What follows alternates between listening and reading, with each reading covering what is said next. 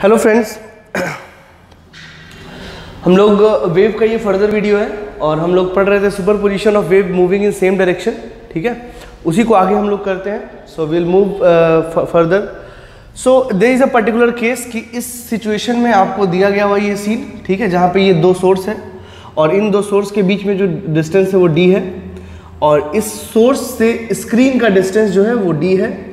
इस स्क्रीन पे यहाँ पे ये दोनों पार्टिकल मिले हैं, मतलब ये दोनों रेज मिले हैं, तो यहाँ पे क्या बनेगा, यहाँ पे क्या बनेगा, या बोला जाए कि इस पॉइंट P पे what is the path difference.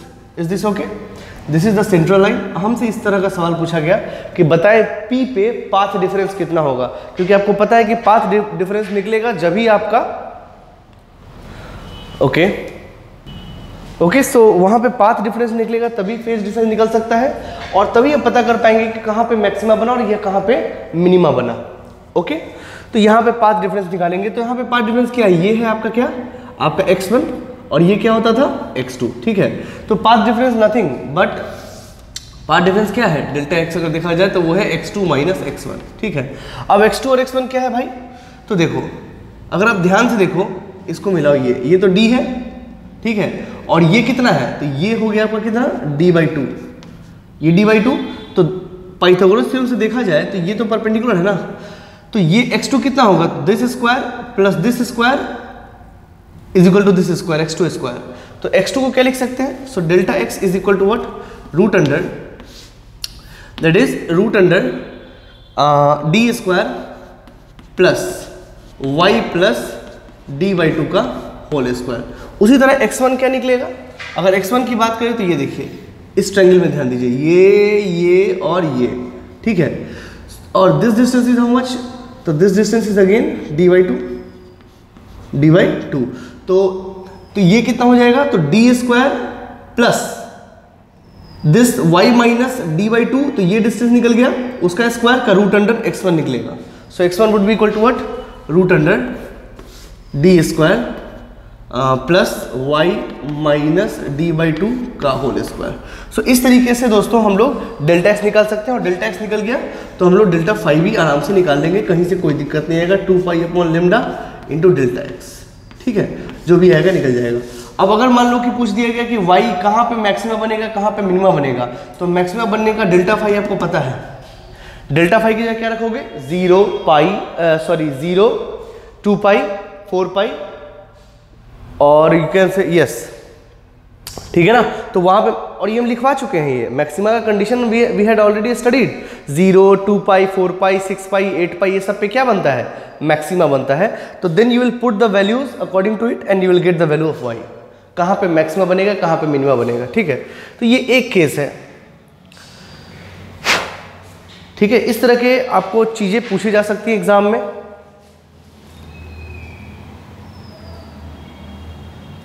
Okay, now but actually इसमें सीन ऐसा कुछ नहीं पूछा जाता जनरली, ठीक है ना। ठीक है, ये आ गया तो हम ऐसा कर देंगे और वो कोई बहुत बड़ी बात नहीं है, बट इसमें सीन कुछ अलग होता है। सीन क्या होता है मैं बताता हूँ, इसमें अप्रोक्सीमेशन ली जाती है। तो वो देखिए, वो अप्रोक्सीमेशन के बारे में बात हम करेंगे कि वो अप्रोक्सीमेशन बहुत पूछा जाता है, ठीक है। सो मान लीजिए एग्जाम्पल नंबर 2 और उसमें अप्रोक्सीमेशन क्या है, और ये जो केस हम करा रहे हैं वो आपको याद रखना है टिल वेव ऑप्टिक्स और आगे आपके एग्जाम्स तक के लिए। तो this is S1, this is S2, मान लीजिए ये है D, ठीक है, और यहाँ पे कहीं ये मिला और यहाँ पे ये स्क्रीन है, दिस इज स्क्रीन। स्क्रीन को हम लोग इससे बेसिकली डिनोट करते हैं, कोई खास बात नहीं है, ठीक है। तो ऐसा, और ये है आपका D सेम। तो इसमें सर अप्रोक्सीमेशन क्या है, तो बेटा अप्रोक्सीमेशन है कुछ ऐसा, मैं बताता हूँ आपको। अप्रोक्सीमेशन है कुछ ऐसा कि D is very very greater than D, यानी कि ये लेंथ जो है इससे बहुत बड़ा है, D, capital D is very very greater than D। तो ये यानी कि बहुत बड़ा हो गया, यानी कि इसके कंपैरिजन में, इस D के कंपैरिजन में ये D इनफाइनाइट हो गया, ठीक है। तो अगर ये बहुत बड़ा हो गया तो क्या हम पैरेलैक्स मेथड यूज कर सकते हैं, yes, we can use parallax method. आपको पैरेलैक्स मेथड आता है, मैं आपको पढ़ा चुका हूँ पैरेलैक्स मेथड, ठीक है। और बोले भी थे कि बेटा इसको याद रखना, बाद में बहुत काम आता है, ठीक है। सो इसमें हम लोग पैरेलैक्स मेथड लगाएंगे। तो पैरेलैक्स मेथड के हिसाब से ये x1 और ये x2, ठीक, बेसिकली दिस इज अप्रोक्सीमेशन, ठीक है। और ये है आपका सेंट्रल पॉइंट। तो मान लीजिए कि डेल्टा x निकालना है, तो डेल्टा x कितना होगा, that is x2 minus x1। अब ये x2 माइनस x1 कितना है, तो आप क्या करेंगे, यहां से आप परपेंडिकुलर डालेंगे और सपोज करिए कि ये सेंट्रल लाइन जो है वो भी यहाँ पे ऐसे कुछ मिल रहा है और यहाँ एंगल बना रहा है थीटा। मान लीजिए यहाँ एंगल बना रहा है थीटा। तो पैरेलैक्स मेथड के हिसाब से if you drop a perpendicular here, ठीक है, मान लो कि this is the perpendicular here, then you can see according to parallax method, मेरी बात ध्यान से सुने, according to parallax method this is equal to this. अगर ये इसके बराबर है तो इसमें और इसमें कितने का डिफरेंस है, इतने का, दिस वन, ठीक है। और ये कितना है, तो दोस्तों अगर ये थीटा है तो ये कितना होगा, ये भी थीटा ही होगा। कैसे होगा थीटा, देखो मैं बताता हूं, ये थीटा है। सो सपोज करिए कि दिस इज थीटा, ठीक है। अच्छा, और दूसरी बात, इफ दिस इज थीटा मतलब ये थीटा है, ये वाला दिस, अगर ये थीटा है तो ये तो पूरा 90 था ना, तो ये 90 माइनस थीटा है और ये यहाँ पे परपेंडिकुलर है, तो दिस इज 90 माइनस थीटा, तो दिस मस्ट बी थीटा। इस अप्रोक्सीमेशन से आप निकाल सकते हो, ठीक है। तो आपको याद रखना है, सीधी सी बात है, मैं बताऊं आपको। यहाँ देखो, यहाँ देखो, अगर ध्यान से देखो कि अगर ऐसा, ठीक है और ये परपेंडिकुलर है, ठीक, तो ये अगर थीटा है, मैं बड़ा बनाऊं थोड़ा,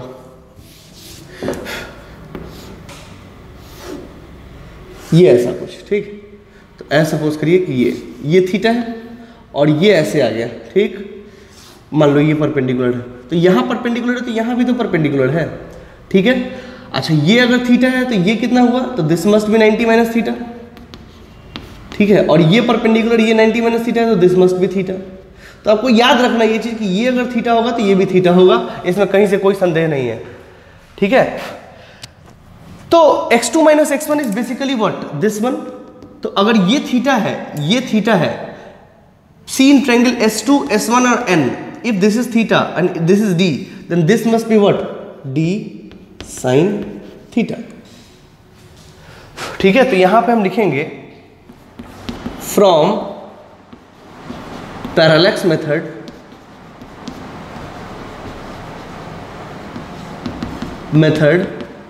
S1P is approximately equal to NP, यानी कि this S1P is approximately equal to NP. So x2 minus x1 is nothing but d sin theta. This is an approximation. And suppose करिए कि ये डिस्टेंस y है, इसका भी जरूरत पड़ेगा, मैं बताता हूं। तो सबसे पहले तो आप ये लिख लें, ठीक है।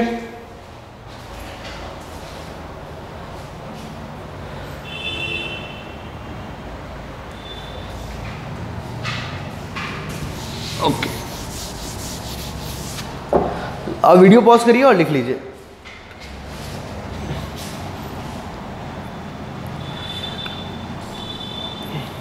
ठीक है, ओके, चलिए इधर आते हैं।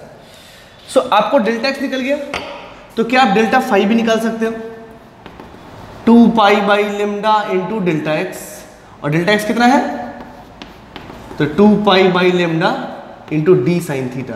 आपको ये डी साइन थीटा याद रखना है, तब आपसे सवाल आराम से बन जाएंगे इसके, ठीक है। तो ये this is the case, okay. अब मान लीजिए मैं बताऊं आपको कि अगर हम आपसे पूछें, सपोज मेरा एक क्वेश्चन है कि find y where first maxima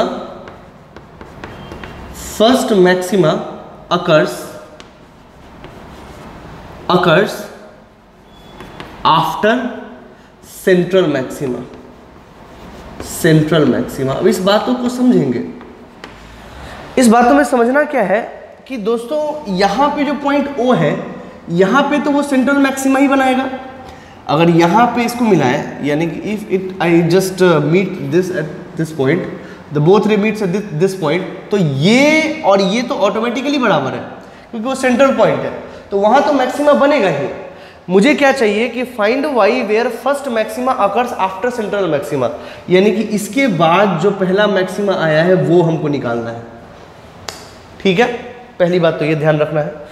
ठीक है, इस यहाँ पे जो मैक्सिमा बनता है उसको सेंट्रल मैक्सिमा बोलते हैं और कोई खास बात नहीं है। ठीक है, तो कहने का मतलब है कि अगर पहले मैक्सिमा की बात करें तो देखो पहला मैक्सिमा कहीं ना कहीं यहीं पे आसपास नीचे में बनेगा, मतलब थीटा जो होगा ना बहुत छोटा होगा। ये मैंने दिखाया इतना बड़ा है बट एक्चुअली में वो कहीं ना कहीं यहीं बनेगा जिसमें कि थीटा बहुत छोटा होगा। तो if theta is small for first maxima after central maxima,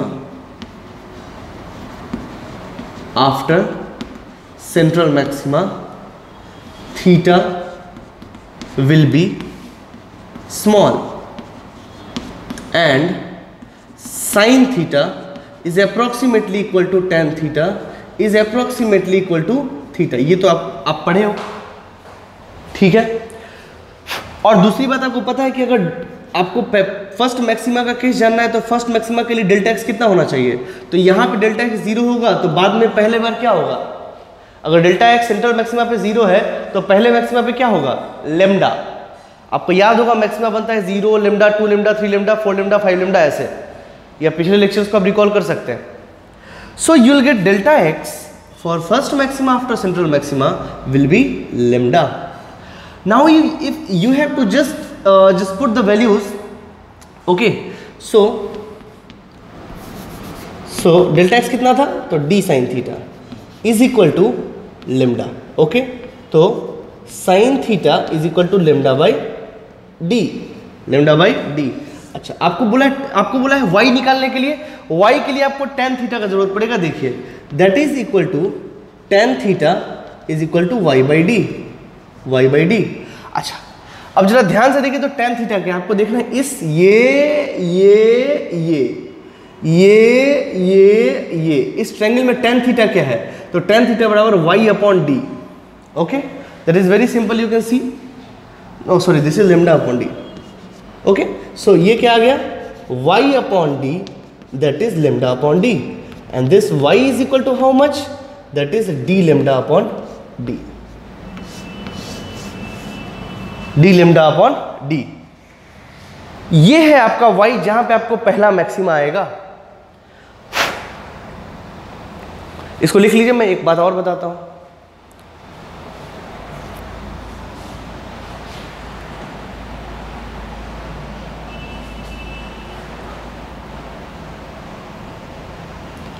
you can write it down by pausing the video।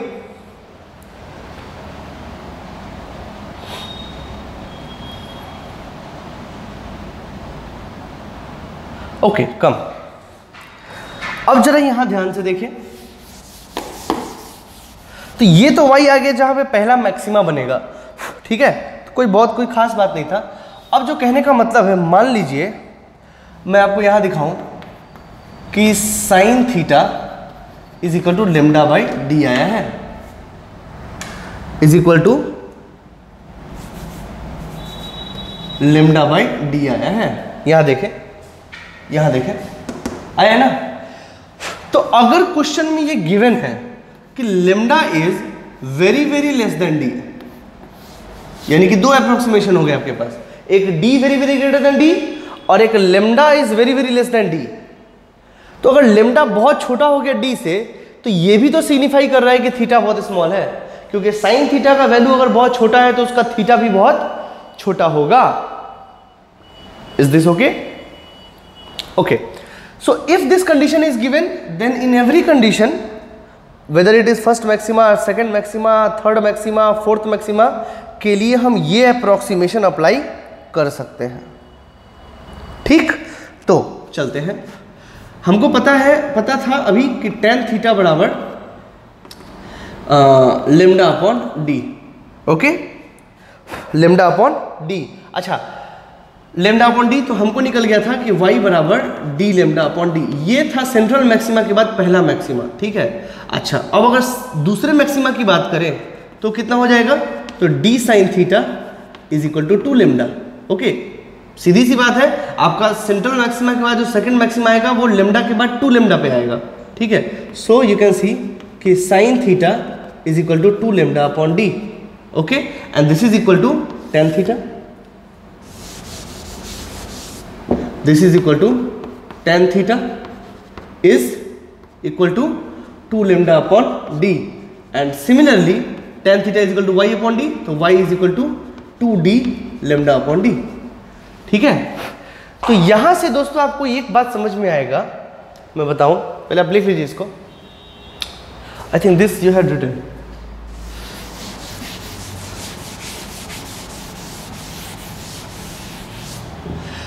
तो आपका जो मैक्सिमा आएगा y फॉर मैक्सिमा अब अजम्पशन दो हो गए हमारे पास में, दूसरा है दिस वन। ये दोनों एजम्पशन के साथ में आपका जो y आएगा मैक्सिमा के लिए, यानी कि y जो मैक्सिमा के लिए आएगा वो आएगा पहला तो 0 जो सेंट्रल मैक्सिमा है, फिर d लेमडा अपॉन d, फिर 2d लेमडा अपॉन d, फिर 3d lambda upon d।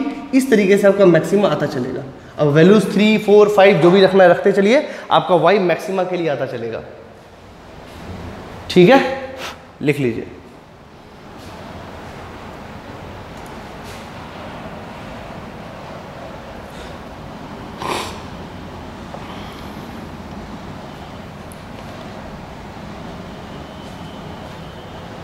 Okay.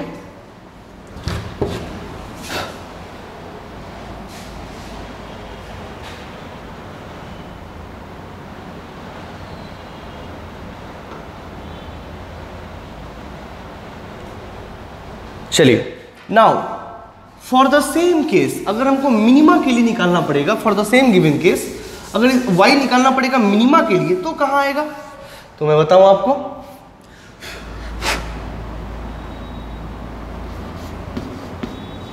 y for minima, सो निकालते हैं। तो y फॉर मिनिमा के लिए क्या आ जाएगा, डेल्टा x का क्या वैल्यू होता है, तो आपको पता होगा डेल्टा x के लिए होता है 2n + 1 लेमडा बाई 2। आपको याद होगा मिनिमा का कंडीशन, आप पिछला लेक्चर रिकॉल कर सकते हैं, उसमें आपको सारा बात मिल जाएगा, ठीक है। ओके, सो डेल्टा x कितना था, तो d sine theta is equal to 2n + 1 lambda by 2, ठीक है। And again you can see that sine theta is equal to 2n + 1 lambda upon 2d. Again this condition prevails, so this is approximately equal to tan theta. So tan theta is equal to 2n + 1 lambda upon 2d, and tan theta is equal to what, y upon d, तो y is equal to 2n + 1 d lambda upon 2d. Okay, so by putting all the values of n is equal to 0, 1, 2, 3 you will get कि y minimum, y जो है आपका minimum के लिए जो होगा वो हो जाएगा, आप n का वैल्यू 0 पुट करेंगे तो that is d lambda by 2d, फिर आएगा आपका 3d लेमडा अपॉन 2d, फिर आएगा 5d lambda upon 2d and dot dot dot dot, इस तरीके से आपका चलेगा, ठीक है। सो ये हो गया आपका y किसके लिए, मिनिमा के लिए, ठीक है। मैं बताता हूं आपका कैसे क्या बनेगा, मैं बना के भी दिखाता हूं। आप पहले इसको लिख लीजिए,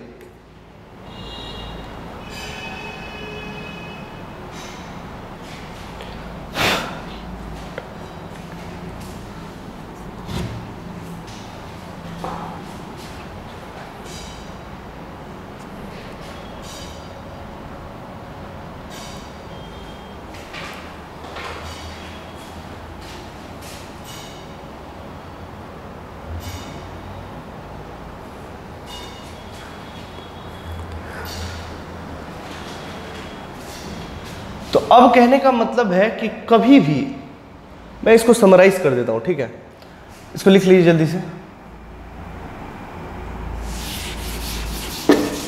और ये याद रखना, ये वेव ऑप्टिक्स के लिए बहुत इंपॉर्टेंट है।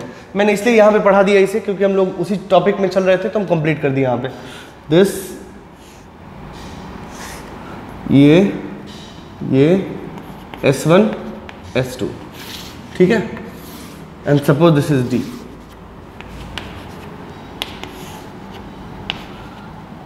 ठीक है, and the given condition is, this is screen, D is greater then D, पहला assumption, and lambda is very very less then D।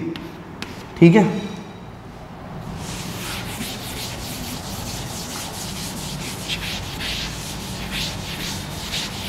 देखिए मैं आपको कुछ और बात समझाऊं, ये वो this you have to check in any question, ठीक है।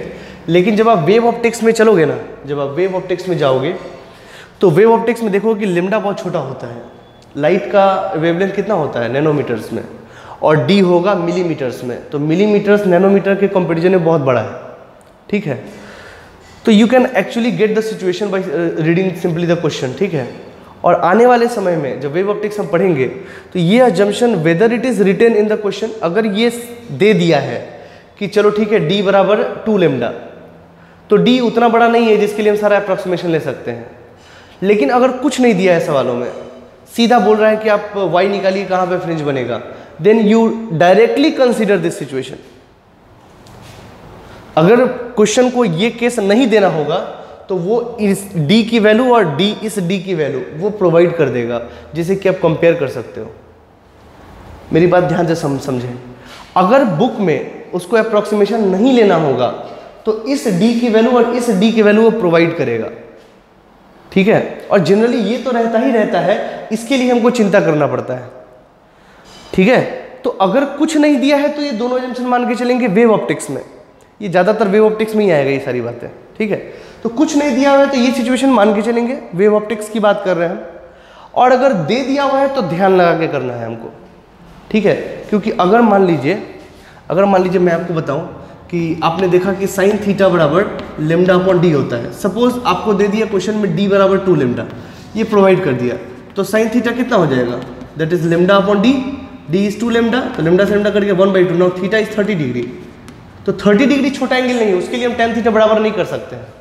You have to find the angle theta and then you have to move tan 30 and then you have to just calculate y upon d, then y upon d, and then you have to y upon d आपको calculate करके तब जाके y आपको निकालना पड़ेगा। d is equal d into tan 30 degree actually y है जो हमको चाहिए, ठीक है ना। तो ये अप्रोक्सीमेशन है जो आपको देखना पड़ेगा। वेव ऑप्टिक्स की बात कर रहे हैं, वेव ऑप्टिक्स जब पढ़ेंगे तब समझ में आता है। ये बात आप ध्यान में रखिएगा क्योंकि जब हम वेव ऑप्टिक्स पढ़ाएंगे तो आपको बोलेंगे कि ये लेक्चर्स फिर से रिकॉल करिए, ठीक है।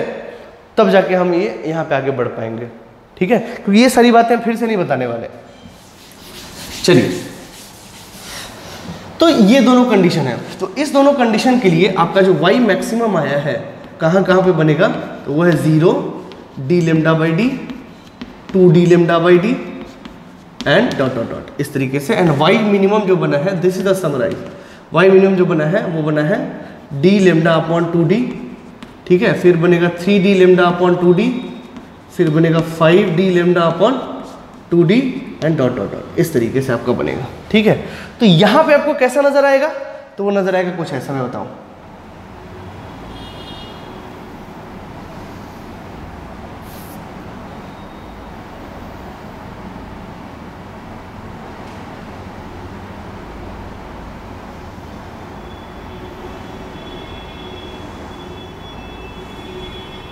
ये ऐसा है, ये मैक्सिमा देख रहे हो, this maxima is central maxima.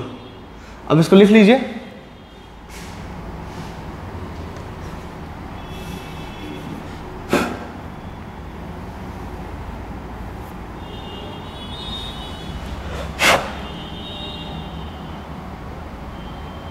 write it down first।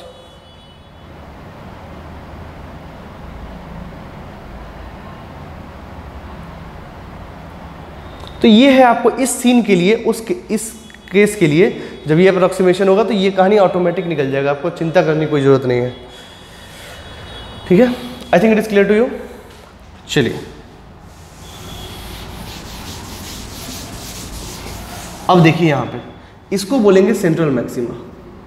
This is y0 central maxima, central maxima, ठीक है। अच्छा, ये होगा आपका y1, that is first maxima,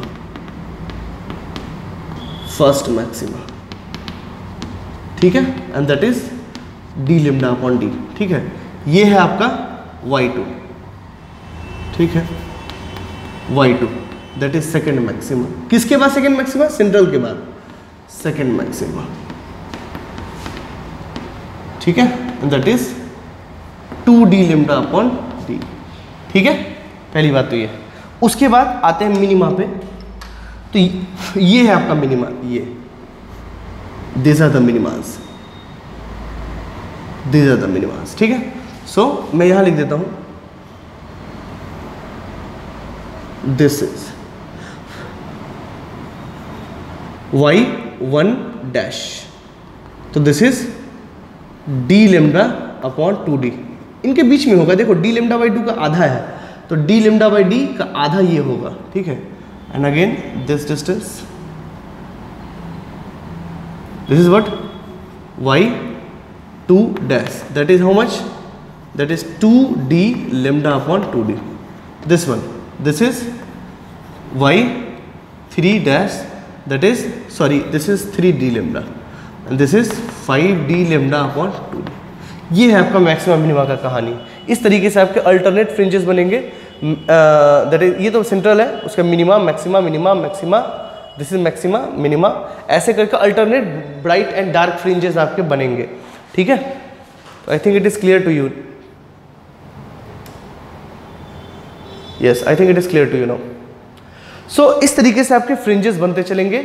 और हम आपको बताए हैं कि ये बहुत ही इंपॉर्टेंट केस है, ऐसा वेव के साथ ही होता है, ऐसा पार्टिकल के साथ नहीं होता है।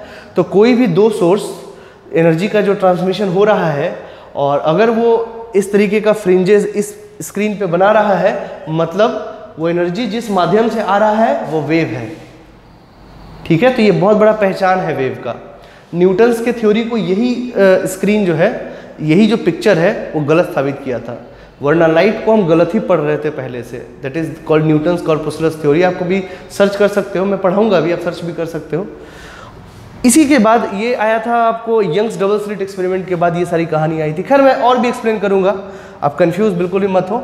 ये सारे केसेस हम पढ़ा रहे थे तो सोचे हम ये सब बना ही दें ताकि हम लोग आगे इसको कंटिन्यू कर सकें। तो ये देख लीजिए दोस्तों, ठीक है। आप आगे देखोगे तो यहाँ पे एक टर्म आएगा fringe width. Fringe width, fringe width क्या होता है?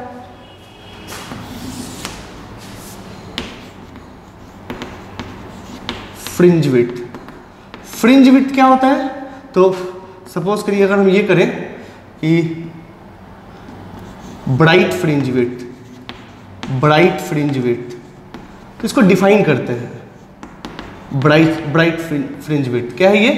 तो distance between two successive minima, successive minima. तो दो मिनिमा के बीच में, यानी कि मान लो ये और ये, इसके बीच में जो ये विड्थ है, this is called bright fringe width, ठीक है। तो यहां से आप अगर देखो तो यहां पे आ जाएगा, इसको बीटा से डिनोट करते हैं इस ब्राइट फ्रिंज विड्थ को। तो beta is equal to nothing but this is y2 dash minus y1 dash. I think it is clear to you now. इसमें से इसको घटा लेंगे तब ना दो सक्सेसिव मिनिमा है, ये मिनिमा और इसके ये मिनिमा, इसके बाद वाला, इन दोनों के बीच का जो डिफरेंस है वो ये। तो this is how much? y2 dash minus y dash, that will give you this width, and this width is called bright fringe width, and this beta is equal to that is 3d lambda upon 2d minus d lambda upon 2d, and this will be equal to d lambda upon d। आप कर लीजिए इसको, ये d lambda by d आएगा। ये है आपका bright fringe width. सो ये जो लेंथ है ये, this is called beta. Beta bright fringe के लिए, हालांकि ये डार्क फ्रिंज के लिए भी उतना ही आता है, मैं बताता हूँ कैसे। पहले आप इसको लिख लीजिए। अगर ब्राइट फ्रिंज के लिए अगर आप देखना चाहते हैं तो इसको बीटा प्लस कर दीजिए, ठीक है, ताकि आप डिफ्रेंशिएट कर सकें। हालांकि दोनों में बराबर ही होता है, तो जनरली इसको हम बीटा से ही डिनोट करते हैं।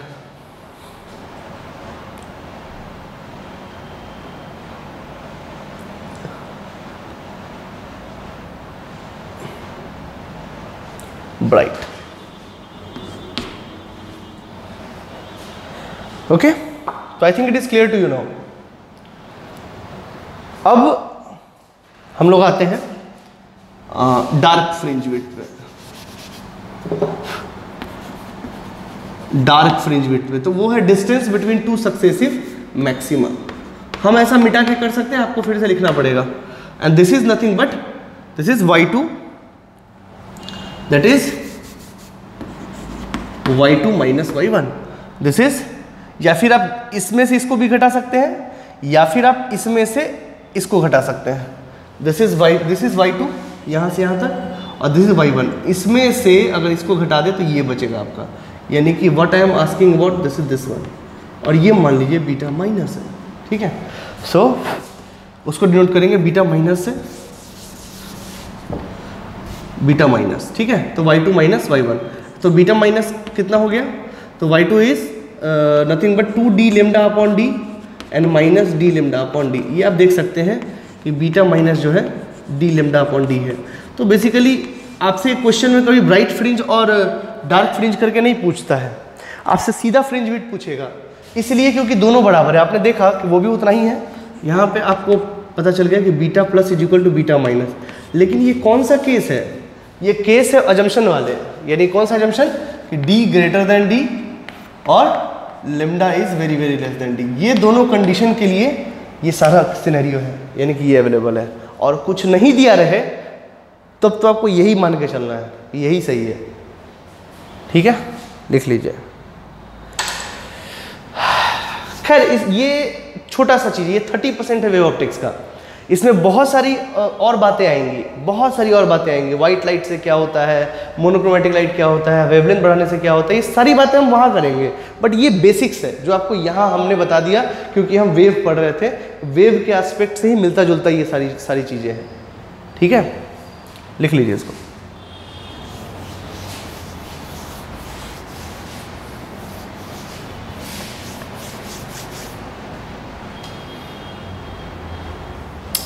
चलिए एक केस और आता है, वो भी देख लेते हैं।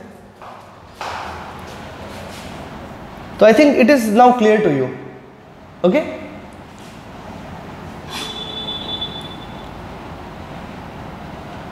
आपको पता भी है कि मैक्सिमा का इंटेंसिटी कितना होता है, 4i। मैंने आपको पढ़ाया था। अगर मान लो ये इसका इंटेंसिटी i है और इसका भी इंटेंसिटी i है, तो ये 4i होगा, तो ये भी 4i होगा और ये भी 4i होगा। ठीक है, और इसका इंटेंसिटी क्या होगा, 0 0 0। अगर दोनों बराबर है 0। ओके, तो ये 2i मिल के 4i कैसे हो गया, तो यहाँ का जो 2i था वो शिफ्ट हो गया यहाँ पे, अपने बगल वाले को दे दिया। तो यहाँ 2i पहले से था और 2i अपना दे दिया, तो इसका इंटेंसिटी कितना हो गया, 4i। मैं यही बता रहा था आपको उस समय कि अगर ये सुपरपोजिशन हो रहा है, इंटरफेरेंस हो रहा है, तो it is nothing but redistribution of energy. Energy का रीडिस्ट्रीब्यूशन हुआ है। ठीक है ना, तो i और i मिलके 4i हो सकता है। तो देखिए this is an best example. Is this okay? लिख लीजिए। चलिए एक और सेटअप की बात करते हैं।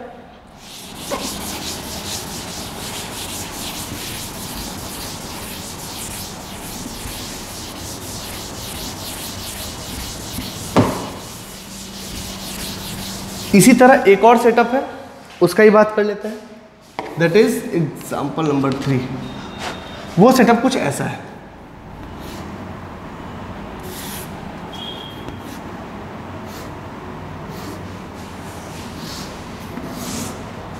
ये ऐसा, this is S1 and this is S2, और ये मान लीजिए है आपका D।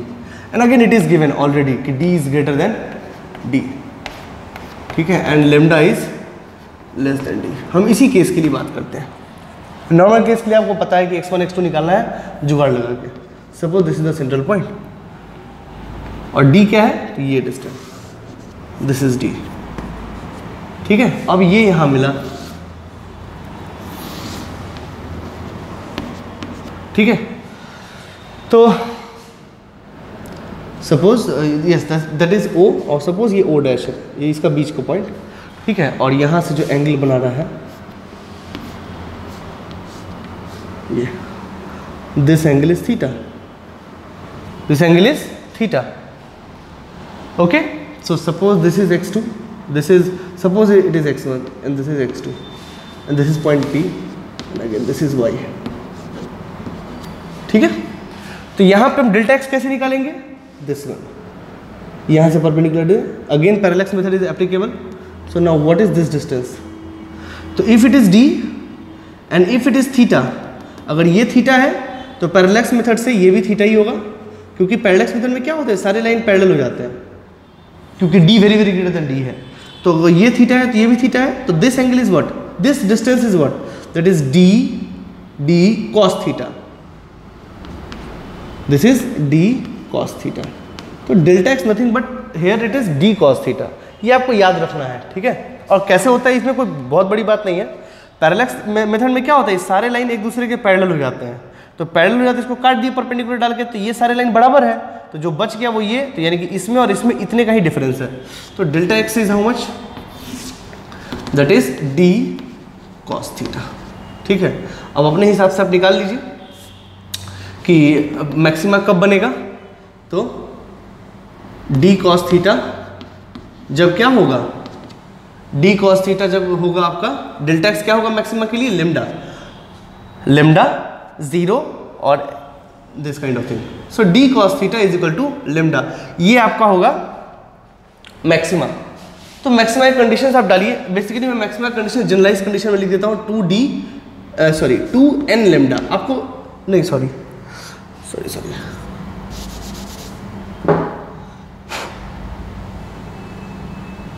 This is n lambda, yes this is n lambda basically. ठीक है, होता है ना 0 lambda 2 lambda 3 lambda 4 lambda, this are the condition, recall previous lecture, there it is written. Okay, so this condition is this, so cos theta is equal to n lambda upon d, this is the condition of maxima, condition of maxima. ठीक है, तो यहां से आप निकाल सकते हैं।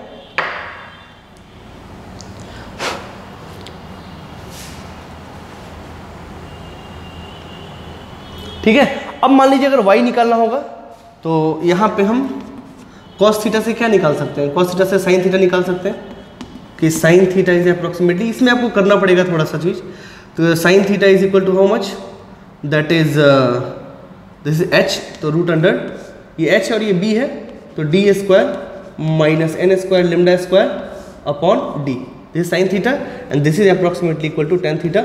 क्यों, जब ये दिया, जब ये कंडीशन दिया रहेगा, है ना।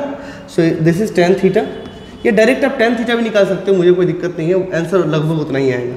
ठीक है, so this is root under d square minus n square lambda square upon d and tan theta is y upon d, tan theta is how much, you can see tan theta, see this and this is perpendicular here, so tan theta is y upon d। So here y is equal to, y maxima के लिए निकाल रहे हैं, तो y maxima क्या आ जाएगा, that is d into root under d square minus n square lambda square upon d।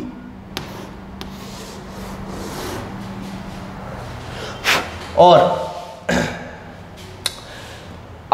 एक और अप्रोक्सीमेशन कर सकते हैं, मैं दिखाता हूं कैसे, जरा यहां ध्यान से देखें। n अगर छोटा है 1 2 3 जो भी है, and if lambda is very very small, तो एक अप्रोक्सीमेशन यहाँ हम ऐसे भी लगा सकते हैं मैथमेटिकली, कहीं से गलत नहीं होगा, दैट इज d कॉमन ले लिए हम बाहर, और वो आ जाएगा that is 1 minus n square lambda square upon d square, ये ठीक है। सो d से d कट जाएगा, so y max is equal to, हालांकि n का टर्म्स चला जाएगा, n का टर्म्स, बट n का टर्म्स को हमको लाइव रखना है, क्योंकि n का वैल्यू रखना है 0 1 2 3 4 5 ऐसे करके, ठीक है ना। आप n की वैल्यू जब यहाँ पे रखेंगे 1, तो you can get according to, you can put, मैं बताता हूँ आपको, समझिए। अगर हम y0 की बात करें सेंट्रल मैथ, मतलब यहाँ पे क्या बनेगा, मतलब n 0, मतलब पहला, मतलब पहला मैक्सिमा। एक बात और, सेंट्रल मैक्सिमा यहाँ नहीं बनेगा, क्योंकि यहाँ पे ये दोनों ये लाइट जब यहाँ से यहाँ आया और ये लाइट जब यहाँ से यहाँ गया तो दोनों में पाथ डिफरेंस जीरो थोड़ी ना है। बट सेंट्रल पे क्या बनेगा ये एक अलग क्वेश्चन है। सेंट्रल पे y इक्वल टू 0 है तो क्या बनेगा, दैट इज डिफरेंट थिंग। मैं बता दूं आपको, सेंट्रल पे जो बनेगा वो हम निकाल सकते हैं, बट पहला मैक्सिमा कहाँ बनेगा उसका जवाब यहाँ पे है। तो अगर हम y1 की बात करें यानी कि पहले मैक्सिमा की बात करें तो d is equal to √1 minus n का value 1 and that is lambda square upon D square, lambda square upon D square. And as lambda is very very less than d, you can neglect there, क्योंकि ये term भी बहुत छोटा होगा। And y1 is approximately equal to d, यानी कि y1 जो होगा that is approximately equal to, मैं बता रहा हूँ ना यहाँ पे लेमडा इज, देखो वहाँ का lambda is very very less then d, तो अगर ये लेमडा बहुत छोटा है d से तो ये टर्म बहुत छोटा होने वाला है and you can neglect it and this is equal to this one. ठीक है, तो पहला मैक्सिमा कहीं ना कहीं बहुत दूर जाके बनने वाला है, बिकॉज ये d बहुत बड़ा है ना, तो d अगर बड़ा है तो y के लिए जो d आएगा वो भी बहुत बड़ा होगा, तो दूर में ही बनेगा पहला मैक्सिमा। याद है ना इन्फाइनाइट केस मैंने बताया था, ये इन्फाइनाइट होगा तो वो दूर जाएगा, ये नीचे आएगा। ठीक है, so these are the cases. अब आप 2 की वैल्यू रखिए, 3, 4, 5 जो रखना है मर्जी रखिए, आप उससे आप आंसर निकाल सकते हो y1 और d। अब यहाँ पे क्या बनेगा इस केस में, तो यहाँ पे जो बनेगा वो ऐसे निकालते हैं। पहले आप इसको लिख लीजिए वीडियो पॉज करके।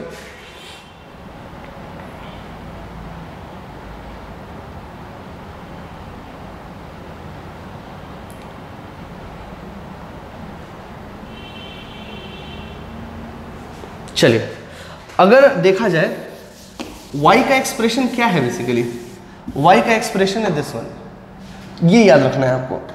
तो y का जो एक्सप्रेशन है तो इस यहाँ पे y क्या है 0, तो वैल्यू निकाल देना है आपको। y की जगह रखिए 0 और फिर हो गया d that is 1 minus n square lambda square upon D square. तो ये तो 0 हो गया, 0 upon D that is 0, square करेंगे तो भी 0, तो आपका आ जाएगा n square lambda square D square बराबर 1। So here you can see, तो D square is equal to n square lambda square, ये कहानी। अब आपको देखना है यहाँ पे कि d का वैल्यू क्या दिया हुआ है। Suppose if I am taking suppose ठीक है कि d is equal to 2 lambda, मान लीजिए कि ये दिया हुआ है। ठीक है, तो suppose if d is equal to 2 lambda then you can simply consider कि that is 2 lambda is 2 lambda का square and that is n square lambda square. So this is basically what 4 lambda square and upon lambda square and this is n square. तो you can see that n is equal to plus minus 2। Plus minus 2 का मतलब है ऊपर भी और नीचे भी। तो ठीक है, तो बेसिकली आपको यहां क्या मिलने वाला है, तो दूसरा मैक्सिमा आपको मिलने वाला है।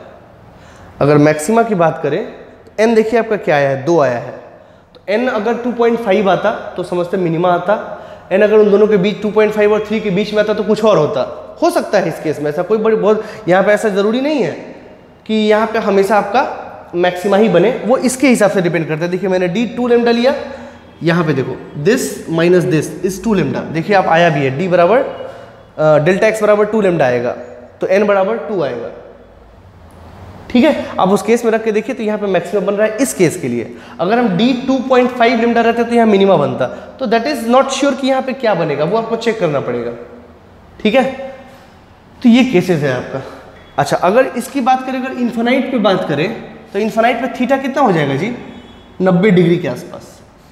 ठीक है, ये तो वहाँ पे डेल्टा एक्स कितना होगा, तो डेल्टा एक्स बराबर होता है इसमें क्या d cos थीटा, और इन्फिनिटी पे थीटा बनना 90 डिग्री, तो cos 90 कितना हो जाएगा 0।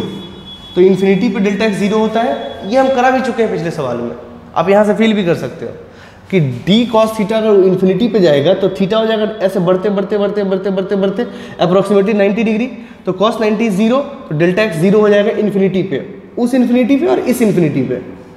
ठीक है ना, तो 0 वाला मैक्सिमा इन्फिनिटी पे बनेगा और इधर बनेगा। आई बात समझ में, कर लीजिए। और उस केस में, इससे पहले वाले केस में d साइन थीटा था, तो इन्फिनिटी पे क्या बनता है 90 डिग्री, तो sine theta is what sine 90 is 1, तो इन्फिनिटी पे क्या होगा पाथ डिफरेंस d, ठीक है, और बीच में होता है 0। यहाँ पे इन्फिनिटी पे 0 और बीच में d। यहाँ पे पाथ डिफरेंस क्या होता है डेल्टा एक्स डी, और इन्फिनिटी पे होता तो क्या होता डेल्टा एक्स 0। बट इससे पहले वाले केस में वर्टिकल अरेंजमेंट में ऊपर में d और बीच में 0 होता है। ये सारी चीज़ें आप फील कर सकते हो, मुझे बताने की आवश्यकता नहीं है। खैर, so if this conditions are given you can just solve the questions like this. मैंने आपको एक आइडिया दिया है जो आपके दिमाग में क्लिक करना चाहिए जब हम वेव ऑप्टिक्स पढ़ें, ठीक है। तो ये सारे केसेस है जो मुझे डिस्कस करने थे। अब हम लोग आते हैं अपने वापस पुराने टॉपिक पे। Now we have to study reflection and refraction of wave, ठीक है, और उसको भी थोड़ा ध्यान से देखेंगे।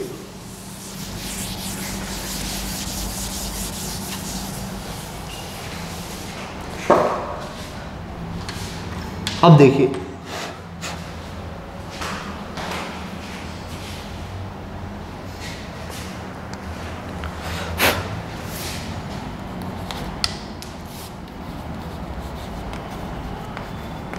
Superposition of wave moving in opposite direction, ये कैसे सुपर इम्पोज करता है? तो ध्यान से देखिए, मैं बताऊं आपको, ये प्रैक्टिकली देखा गया। मान लीजिए ये एक स्ट्रिंग है और ये मैं एक पल्स के साथ समझा सकता हूँ। जो पल्स के साथ होगा वही आपको वेव के साथ भी होगा। मान लीजिए 2 पल्स है, ये चल रहे हैं इधर और ये चल रहे हैं इधर। तो प्रैक्टिकली देखा क्या गया, और मान लीजिए this is A, this is ए और दिस इज ए। तो प्रैक्टिकली क्या देखा गया कि ये दोनों जाहिर सी बात है कभी ना कभी तो मिलने वाला है, कभी ना कभी मिलने वाला है। तो मान लीजिए this is the string ends A and B. तो जो मिला वो कुछ ऐसा हुआ, वो कुछ ऐसा हुआ, बी और ए, और यहां पे जो आया ये सब प्रैक्टिकली देखा गया, ठीक है। तो दिस इज 2a, ठीक है। और थोड़ी देर के बाद क्या हुआ कि ये वाला इधर चला गया और अपने सेम एम्पलीट्यूड के साथ में, और ये वाला चला गया इधर सेम एम्पलीट्यूड के साथ में और उसी वेलोसिटी से, ठीक है। तो कहने का मतलब ये है, आप जरा ध्यान से सुने मेरी बात को, ये दोनों एक दूसरे की तरफ में आए, इनका मिलन समारोह हुआ और उसके बाद ऐसे चले गए कि ये एक दूसरे को जानते ही नहीं थे, ये इधर और वो उधर। मेरी बात फिर से सुने, ये दोनों जब एक दूसरे को अप्रोच कर रहे थे तो इनका मिलन समारोह हुआ और मिलने के बाद वो ऐसे चले गए जैसे वो एक दूसरे को जानते ही नहीं थे। वो अपने एम्पलीट्यूड से चला गया, वो जैसे ये ऐसा था तो जाने के वक्त ये फिर वैसा ही हो गया जैसा यहाँ पे था और वो चला गया। और आप अगर मान लीजिए आपको अगर ये दिखाया जाए, ये दोनों छोड़ दो, आप यहाँ से सोचो, अब अगर सिर्फ ये देखोगे तो आपको लगेगा कि ये वेव कभी मिले ही नहीं थे, ठीक है। आप इसको देख लिए फिर इसको देखो तो आपको लगेगा कि वेव कोई मिला ही नहीं था। तो बिना मिले तो सवाल हो नहीं सकता, मिला तो कहीं ना कहीं होगा ही। तो कहने का मतलब है कि ये दोनों मिले, लेकिन मिलने के बाद ऐसे चले गए कि दोनों एक दूसरे को जानते ही नहीं थे, यहाँ पे जैसा आजकल के ज़माने में होता है। Okay, so this are the case. तो कहने का मतलब है कि ठीक है, बात तो आपकी सही है कि ये तो ऐसा चला गया, ये तो प्रैक्टिकल सिचुएशन है। तो कहने का मतलब इससे क्या हम समझे, इससे ये समझे कि इस पॉइंट पे हर वेव अपना डिस्टरबेंस क्रिएट करेगा। मेरी बात फिर से सुने, इस पॉइंट पे यानी कि ये मीटिंग पॉइंट पे ये वेव अपना डिस्टरबेंस क्रिएट करेगा। इसको दूसरे के होने या ना होने से कोई फर्क नहीं पड़ता है, ठीक है। तो ये अगर ए है तो ये इसकी वजह से अपना डिस्टरबेंस इसको ए उठाएगा, और ये अगर ए है तो ये जब इधर जाएगा तो इसकी वजह से भी ये ए उठेगा। इसको अपने से मतलब है, ऐसा समझे कि ये सिर्फ अपने के लिए भागीदार है कि हम इसको ए उठाएंगे और वो बोला हम अपना ए उठाएंगे, दोनों मिलके 2a हो गए। उसके बाद ये ऐसे चले गए जैसे जानते ही नहीं थे, ठीक है। तो अगर देखा जाए इस वेव इक्वेशन को, तो ये अगर देखा जाए फॉर द टाइम से, this is what a sin kx minus omega T, आपको पता है ना। और ये मान लीजिए ये क्या है, that is a sin kx plus omega T, है ना। ये दोनों ऐसे मिलने वाले हैं, ठीक है। तो कहने का मतलब ये है, अब जो यहां लिख रहे हैं वो ध्यान से देखिए।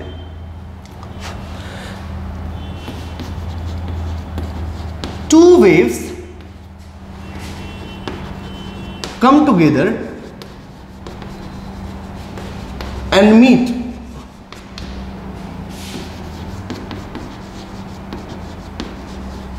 after meet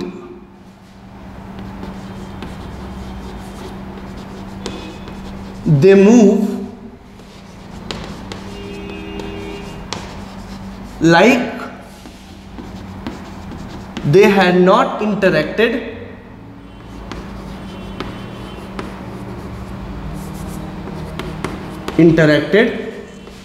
with each other.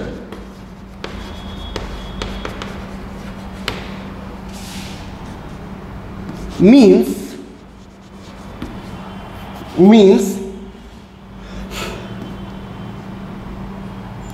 at the meeting point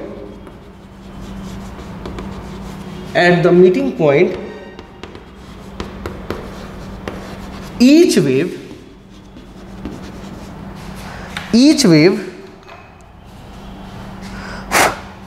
creates its own disturbance.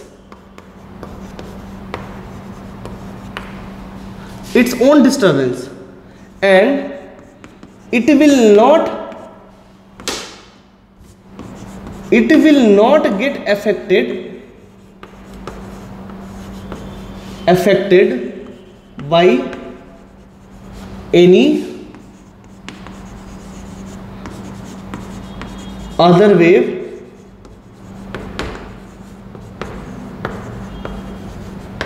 coming towards it. उसको उससे कोई लेना देना नहीं है कि क्या आया या नहीं आया, आपको सिर्फ उसके मतलब आप सिर्फ इसके डिस्टर्बेंस से यहाँ पे लेना देना है और इसके डिस्टर्बेंस से यहाँ लेना देना है। मतलब इसके परफॉर्मेंस में इसके आने से कोई फर्क नहीं पड़ेगा और इसके परफॉर्मेंस में इसके आने से कोई फर्क नहीं पड़ने वाला है। आपको उसके बारे में चिंता करने की आवश्यकता ही नहीं है, ठीक है। So in this condition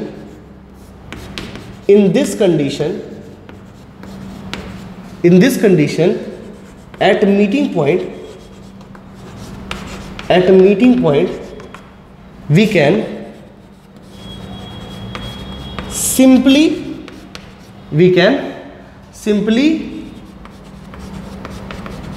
add these two waves and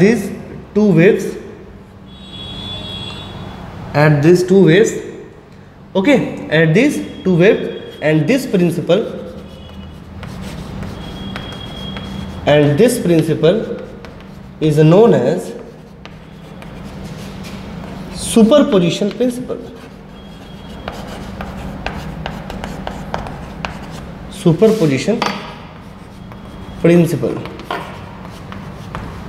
इसी को सुपरपोजिशन प्रिंसिपल बोलते हैं। अब मेरी बात को समराइज करिए और मेरी बात धीरे धीरे आराम से सुनिए।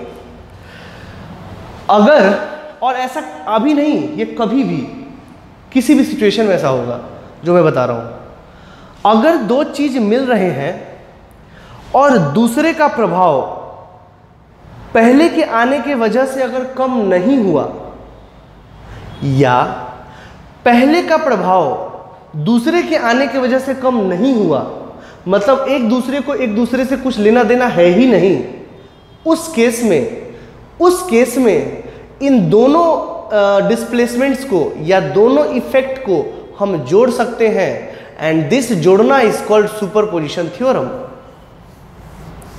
Again listen to my words, when one wave is coming towards and another wave is, both wave is coming towards a point and one wave is independent of other wave and other wave is independent of first wave, then we can add them simply and this is called superposition theorem. इसी को हम लोग superposition theorem या principal बोलते हैं। ठीक है, ऐसे ही केस में हम लोग सुपरपोजिशन लगाते हैं। ऐसा कहीं जहां कहीं भी ऐसा होगा वहां वहां हम सुपरपोजिशन थ्योरम लगा सकते हैं। ये बात आज याद रखिए, हम लोग बाद में भी काम आएगा। लिख लीजिए। तो इस केस में हम सुपरपोजिशन थ्योरम लगा सकते हैं।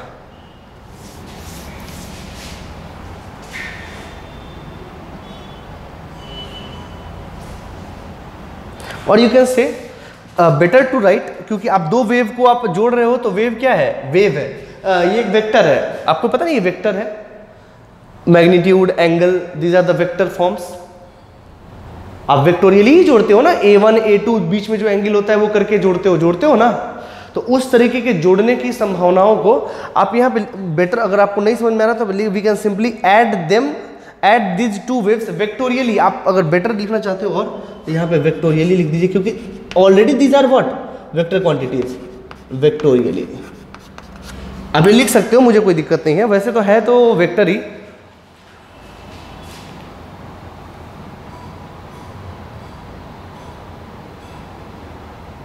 So you can see it is vectorially.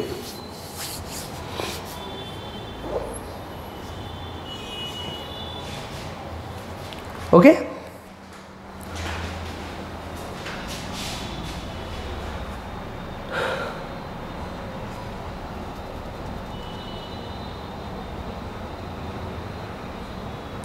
So इन बातों को ध्यान में रखते हुए, यानी कि वो इंडिविजुअली जुड़ जाते हैं, इसमें कहीं से कोई दो राय नहीं है। ये ए है, ये ए है, ये दोनों मिलेंगे तो 2a ही देगा।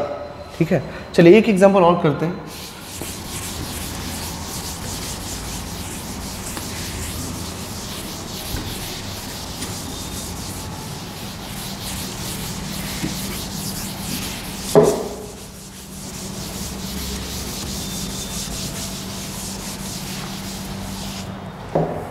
मान लीजिए कि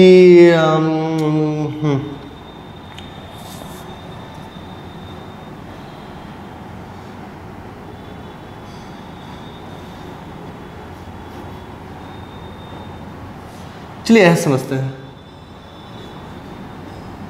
मान लीजिए कि एक स्ट्रिंग है जिसपे एक तो ऐसा मिला और एक ऐसा मिला। I think you can understand. ये कैसा है, ये तो है इस प्लेन में और ये है इसके परपेंडिकुलर बाहर वाले प्लेन में। मैं ऐसे नहीं दिखा सकता, बट ऐसे कैसे निकालेंगे यहाँ पे, ऐसे ये ऐसे है, ऐसे मतलब ऐसा, मतलब ये ऐसा है, ये ऐसा है और ये ऐसा है, ऐसा मीन्स तो हम आपको इट इज़ लाइक दिस। ये ऐसा है, ऐसा और ये ऐसा, और ये ऐसे मिलेंगे तो क्या होगा। ठीक है, सो कुछ नहीं है, मतलब ये दोनों अगर देखोगे तो ये ए और ये एक दूसरे के परपेंडिकुलर है। इसका रिजल्टेंट जो होगा मिलने के वेक्टोरियल जोड़ना है ना, तो कितना हो जाएगा a√2। तो जो अगर मिलेगा वो कुछ ऐसा होगा बीच में कहीं ना कहीं, मतलब अगर ये मीटिंग पॉइंट है ऐसा और ऐसा, तो कहीं ना कहीं इनके बीच में एक ऐसा बनेगा और उसके बाद फिर ऐसा ही निकल जाएगा, ये इधर निकल जाएगा और वो उधर निकल जाएगा। Simply I have just taken an example जिससे हमको लगता है आपको समझ में आया हो। ये ऐसा और ये ऐसा, ये ऐसे मिलते हुए आ रहे, ये मिलने पे क्या होगा, तो ये ए इधर है, ये उधर है 90 डिग्री पे, तो बीच में a√2 का एक हीप बनेगा, एक पल्स बनेगा, फिर उसके बाद बनने के बाद ये इधर निकल जाएगा, वो उधर निकल जाएगा, and it is given already. तो सिंपल सी बात है, ठीक है।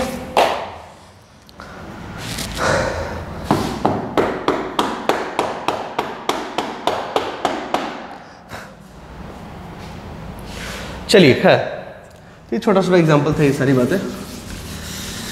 अच्छा, अब इस पे कई सारे क्वेश्चंस आते हैं, कई सारे आसान आसान क्वेश्चन आते हैं, बट स्टूडेंट को पता नहीं क्यों हार्ड लगता है, बट ऐसा है कुछ भी नहीं। मैं बताऊँ आपको, देखिए एग्जांपल 1, मान लीजिए कि ये ऐसा दिया गया कि ये ऐसा,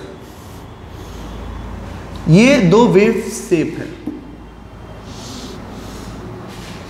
मान लीजिए ऐसे, ठीक है, और ये दोनों मिले, suppose this is A and this is B, ठीक है, और सपोज कर लीजिए कि ये जो है ये 2 सेंटीमीटर का है, 2 सेंटीमीटर mm जो भी है, ये भी है आपका 2 सेंटीमीटर, ठीक है, तो ये 2 है तो ये तो 2 ही हो गया, ये मान लीजिए 4 सेंटीमीटर है, ठीक है, 4 2 जो मर्जी हो ले लो, ठीक है, और ये है 4 सेंटीमीटर, ठीक है ना, और ये भी है 2, इसको भी 2 ही ले लो, कुछ नहीं, न्यूमेरिकल फिगर आसान आएगा और कोई खास बात नहीं, ठीक है, और ये ऐसा है, और ये चल रही है इधर और ये भी चल रही है इधर, ठीक है, v है इसका 2 मीटर पर सेकेंड, 2 सेंटीमीटर पर सेकेंड, और ये भी है 2 सेंटीमीटर पर सेकेंड, ठीक है, आई बात समझ में। अब ये अच्छा एक बात बताओ, अगर ये 2 सेंटीमीटर पर सेकेंड है तो ये भी तो 2 सेंटीमीटर पर सेकेंड ही होगा ना, क्यों नहीं होगा? अरे क्योंकि स्ट्रिंग तो वही है ना, टेंशन तो एक ही स्ट्रिंग है ना, ये तो एक ही स्ट्रिंग है, इधर से मैंने डिस्टर्ब करा और उसको उधर से डिस्टर्ब करा, स्ट्रिंगवा तो एक ही है, अगर स्ट्रिंगवा एक ही है तो उसमें टेंशन भी तो एक ही होगा और उसका म्यू भी तो एक ही होगा यार, तो वेव स्पीड बराबर √T/μ होता है, तो दोनों का वेलोसिटी तो बराबर होगा ही होगा, इसमें कहीं से कोई संदेह नहीं है, ठीक। तो अब कहने का मतलब है, अब आपसे सवाल क्या पूछा जाता है इसमें, देखिए, at t = 1 second what is the state, this is at t = 0, ठीक है, what is the state of wave, state of wave मतलब वेव कैसा दिखेगा, ये आपसे पूछा गया, ठीक। खैर ये मुझे समझाने की आवश्यकता नहीं है, आप v is material dependent property है और कोई खास बात नहीं है। तो कैसा बनेगा बेसिकली, तो देखिए पहले क्वेश्चन लिख लीजिए, आपको कब निकालना है, t = 1 second what is the state, question लिख लीजिए, फिर मैं बताता हूँ।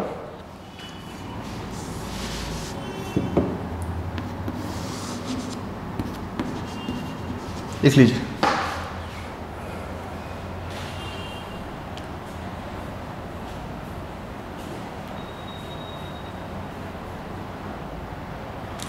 क्वेश्चन बना लीजिए पॉज करके। चलिए अब अगर देखा जाए यहां पे तो एक चीज समझ में आता है कि देखिए कैसा बनेगा ये, मान लीजिए कि ये बीच का पॉइंट है, दिस इज x = 0 मान लीजिए, ठीक है। अब ये कैसा बनेगा देखिए मैं बताऊं, तो ये कुछ ऐसा बनेगा, इफ दिस इज x = 0, ठीक है, तो ये पॉइंट, अब इस पॉइंट, यह 2 पॉइंट है, एक ये और एक ये और ये, इसमें आपको एक्सट्रीम पॉइंट्स पे ही ध्यान देने हैं क्योंकि सारे पॉइंट साथ चलेंगे। अगर ये आगे बढ़ेगा तो इसका ये पॉइंट थोड़ी ना पीछे रह जाएगा कि बेटा हम जा रहे हैं तुम वहाँ रहो, ऐसे थोड़ी ना चलेगा, तो सब साथ चलेगा ना, ठीक है। तो 1 सेकेंड में क्या होगा, आई am just finding it at t = 1 second, ध्यान से देखिए, तो 1 सेकेंड में ये पॉइंट कितना दूर चलेगा, तो 2 सेंटीमीटर पर सेकेंड है, 1 सेकेंड में 2 सेंटीमीटर चलेगा, मतलब ये वाला यहाँ, अब ये x = 0 है बीच में, तो ये कितना है, ये तो 2 सेंटीमीटर है, तो यानी कि इसका ये वाला पोर्शन कहाँ आ जाएगा, यहाँ पे ऐसा, और ये वाला पोर्शन भी कहाँ आ जाएगा, 2 सेंटीमीटर,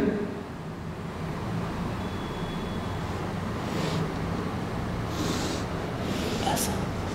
ये है आपको t = 1 सेकेंड का सिनेरियो, है या नहीं, है ना, ओके। अच्छा आप इसको लिखते चलिए, लिखते चलिए,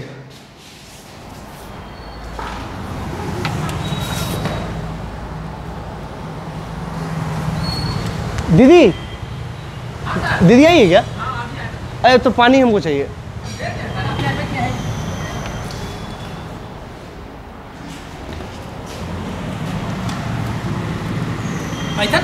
जब पहले तो बोलते था ना, अरे हम भूल, okay, so this is the scenario,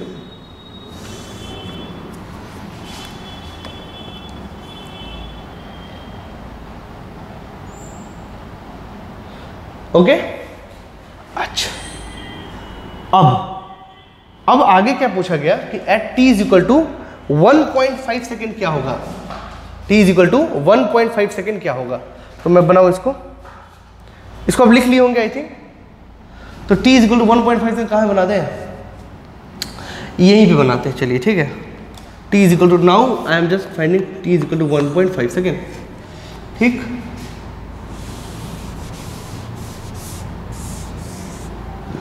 तो t is equal to 1.5 second पे कितना चलेगा? 1.5 इंटू 2 दैट इज 3 सेंटीमीटर।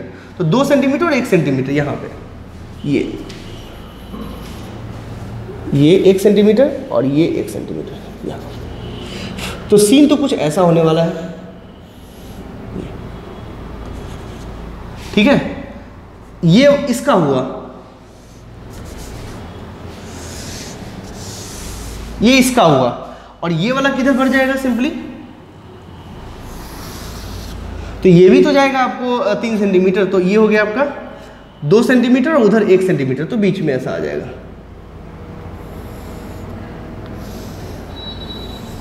ऐसा।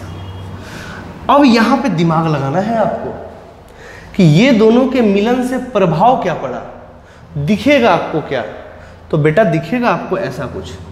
यहां देखिए, इस पॉइंट पे ध्यान दीजिए, इस पॉइंट पे ये वाला वेव 0 है, ये वाला वेव आपका क्या है 2, तो यहां पे तो आपको दिखने वाला है 2 + 0 दैट इज 2, ठीक। और यहां भी 2 + 0 इज इक्वल टू 2, लेकिन बीच वाले पॉइंट पे क्या है 2 और +2 दैट इज 4। यानी कि आपको जो दिखेगा मैं बताऊं वो कुछ ऐसा दिखेगा।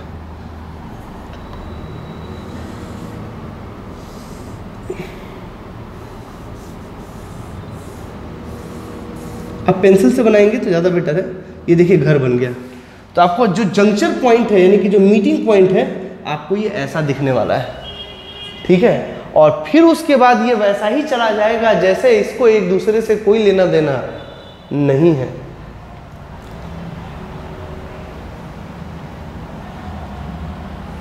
ठीक है, I think now it is clear to you. और अगर देखा जाए कि at t is equal to 2 second पे क्या होगा, I think it is clear to you now. मैं आपको एक बार फिर से यहाँ दिखा देता हूँ, देख लीजिए। This is x is equal to 0, यहाँ पे इधर वाला वेव ऐसे मिला और इधर वाला वेव यहाँ आके मिला। तो आपको इंड पॉइंट पे ध्यान देना है, इंड पॉइंट कितना गया, तो ये वाला तो यहाँ 0 है, तो ये वाला वेव जो है इस जगह पे 0 डिस्प्लेसमेंट दिया, लेकिन ये वाला जो रेक्टेंगुलर शेप का जो वेव है वो आपको 2 सेंटीमीटर दिया, तो यहाँ पे होगा 0 + 2 दैट इज 2 सेंटीमीटर, वो इसके बराबर होगा। बीच वाला ये वाला भी इसकी के बराबर होगा, और बीच वाला पॉइंट ये 2 सेंटीमीटर इसके वजह से और 2 सेंटीमीटर इसके वजह से, तो 2 2 4। तो जो कहानी बनने वाला है वो कुछ ऐसा बनेगा। तो जो वेव पल्स आपको दिखेगा वो ये दिखेगा, ये दिखेगा, घर बन जाएगा यहाँ पे। और उसके बाद at t is equal to 2 second पे फिर वो ऐसे चले जाएंगे जैसे एक दूसरे को कोई लेना देना था ही नहीं। इसको लिख लीजिए आप।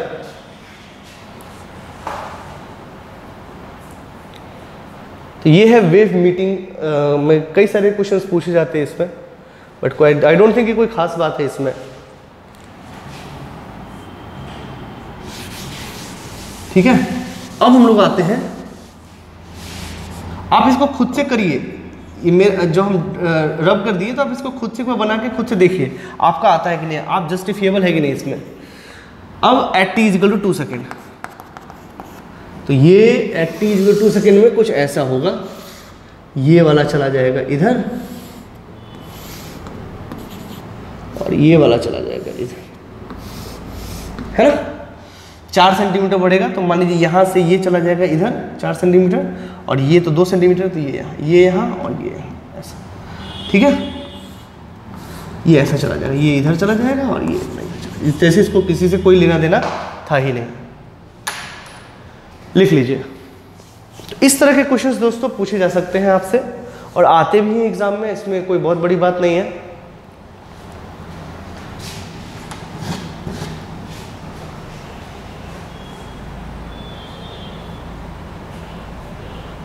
ठीक है, तो I think it is clear to you now.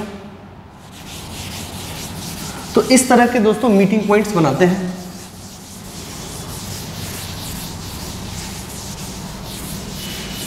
चलिए, इस तरह के प्रॉब्लम्स आपको आते हैं एग्जाम्स में, ठीक है। चलिए अब देखते हैं कि दो आ तो रहे हैं, मतलब अब ऐसे मैं बताऊं आपको, और पढ़ेंगे इसके बारे में, और पढ़ेंगे इसके बारे में। एक कंसेप्ट था, इसके बारे में और आगे आएगा, बट थोड़ा सा एक और चीज देख लेते हैं, ठीक है ना। Reflection, refraction, I will take more questions on this, just wait for it. I have to just explain one more topic. Reflection, refraction, refraction and reflection, refraction, ठीक है। वेव का ये बहुत बड़ा फिनोमेना है, ठीक है ना, और वो हर चीज़ में होता है। वो रिफ्लेक्शन वो स्ट्रिंग में भी होता है, वो लाइट में भी होता है, वो साउंड में भी होता है, ठीक है। तो मान लीजिए कि इसमें देखना है ऐसा कि मान लीजिए कि एक आपके पास थ्रेड है, ऐसा मोटा थ्रेड, और एक है आपके पास पतला थ्रेड, ठीक है। और यहां पे हमने डिस्टरबेंस क्रिएट करा ऐसा, ठीक है। और ये है आपका AI, क्या है ये AI, ठीक है। और ये इधर से गया, तो यहाँ इसके बाद क्या होने वाला है, ये रिफ्लेक्शन रिफ्लेक्शन की बात हम आपसे कर रहे थे कि बाद में करेंगे। तो दिस इज द पॉइंट। यहाँ पे क्या होगा, अगर ये आगे की तरफ जाएगा तो क्या होगा, तो इसको हम लोग बनाएंगे, ठीक है। अब जो मेरी बातें वो ध्यान से सुने। इस वाले स्ट्रिंग में जो ये वेव जा रहा है उसका कुछ ना कुछ λ1 होगा वेवलेंथ, और कुछ ना कुछ v1 होगा, और वो इस तरफ जा रहा है v1 वेलोसिटी, ठीक है। और यहाँ पे फ्रीक्वेंसी भी है, यहाँ पे μ1, ठीक है। और इसका जो मास डेंसिटी है वो मान लीजिए μ1 है, ठीक है। इस वाले धागा में जो वेवलेंथ होगा वो क्या होगा, λ2। इस वाले धागा में जो, अच्छा वेलोसिटी अलग हुआ कि नहीं होगा, होगा, क्योंकि डिफरेंट थ्रेड्स है, दोनों का म्यू अलग है। देख रहे ये मोटा है वो पतला है, तो टेंशन तो सेम ही होगा, टेंशन में कोई दिक्कत नहीं है कि एक धागा है कैसे भी करेंगे तो टेंशन तो सेम ही रहेगा दोनों में, लेकिन दोनों का म्यू अलग है। और आपको पता है कि v = √T/μ, तो अगर म्यू बदलेगा तो v भी बदलेगा, है ना। तो इस केस में आपको जाहिर सा बात है कि v2 अलग होगा। अच्छा फ्रीक्वेंसी क्या होगा, तो फ्रीक्वेंसी सेम रहने वाला है। इसमें कहीं से देखो, फ्रीक्वेंसी कभी भी कोई भी मीडियम का, अगर एक मीडियम से दूसरे मीडियम में वेव जाता भी है उसका फ्रीक्वेंसी सेम रहता है, ये बात आपको पता होना चाहिए। हम लोग वेव पढ़ाते पढ़ाते कई बार ये चीज़ बोल चुके हैं, ठीक है, तो याद रखेंगे। और इसका जो है ये है μ2, ठीक। तो एक बात आपको ध्यान होगा कि v2 = μ1, मतलब फ्रीक्वेंसी बराबर होता है और कुछ नहीं। और दूसरी टेंशन ही बराबर है, इसमें टेंशन T1 है, इसमें टेंशन T2, तो यहाँ पे T2 बराबर T1 बराबर T2, ये ठीक। तो ये कंडीशन, आप इसको लिखना चाहते हो तो ऐसे लिख लो, that is nu and that is T, क्योंकि हमको मैथमेटिक्स करना है इसमें, ये ऐसा काम है, ठीक है। तो ये कहानी चलेगा आपका, ठीक। अब इसमें क्या होने वाला है आगे, रिफ्लेक्शन रिफ्रैक्शन क्या होगा। देखो रिफ्लेक्शन क्या होता है, रिफ्लेक्शन होता है जब कोई भी वेव टकरा के वापस अपने मीडियम में आ जाता है, उसको रिफ्लेक्शन बोलते हैं। आपको याद हो, रिफ्लेक्शन का जो सोल डेफिनेशन है वो यही है, reflection, reflection.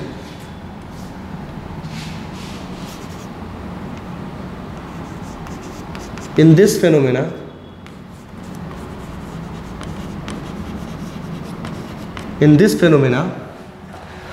phenomena, wave returns to its own medium.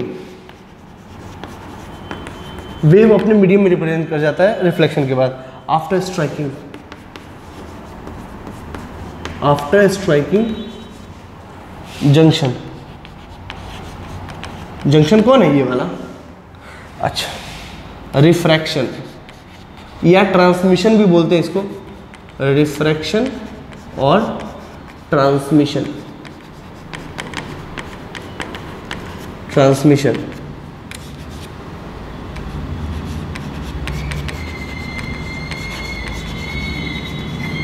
In this phenomena, wave passes to other medium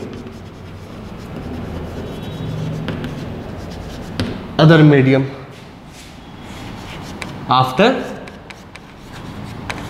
striking to the junction.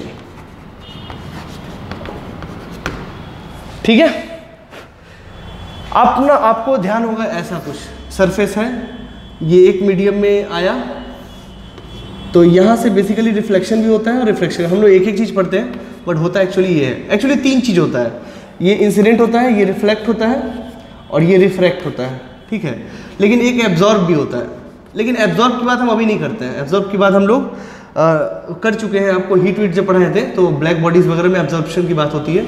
But यहाँ पर दो ही फिनोमेना पढ़ते हैं वेव में, रिफ्लेक्शन और रिफ्रैक्शन। ठीक, बट ये दोनों चीज़ होता है। अब जंक्शन पॉइंट का मतलब क्या है, जैसे ये क्या है, तो ये सरफेस है। अच्छा, सरफेस क्या होता है, तो दो मीडियम को अलग करता है, उसको सरफेस बोलते हैं। Surface is an imaginary boundary, एक ऐसा बोल के थोड़ी ना बाउंड्री आता है कि हाँ ये सरफेस है, लो ये लगा दो सरफेस, ऐसा थोड़ी ना होता है। वो एक इमेजिनरी बाउंड्री है जो दो मीडियम को अलग करता है, दैट इज कॉल्ड सरफेस। तो हम बोल सकते हैं ना कि इस मीडियम और इस मीडियम का जंक्शन ये है, उसी प्रकार इस मीडियम और इस मीडियम का जंक्शन भी क्या है, ये है। ठीक है, ये पॉइंट। ठीक है, तो उस पॉइंट से टकरा के अगर वेव इसमें आ गया तो वो है रिफ्रैक्टेड, और अगर इसमें चला गया तो वो है ट्रांसमिटेड और रिफ्रैक्टेड। ठीक है, ऐसा कहानी है। लिख लीजिए इसको, this is AI,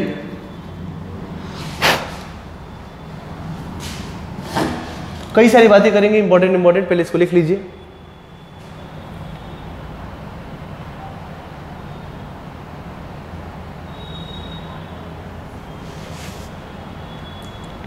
okay,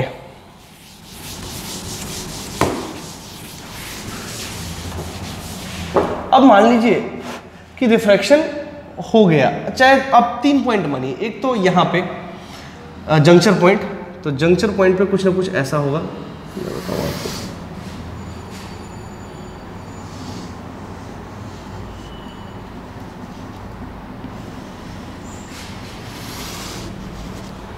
junction point पे तो कुछ ऐसा होने वाला है।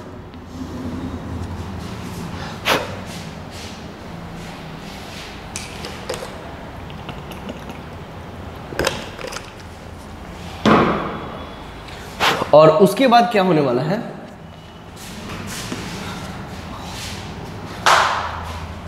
उसके बाद क्या होगा,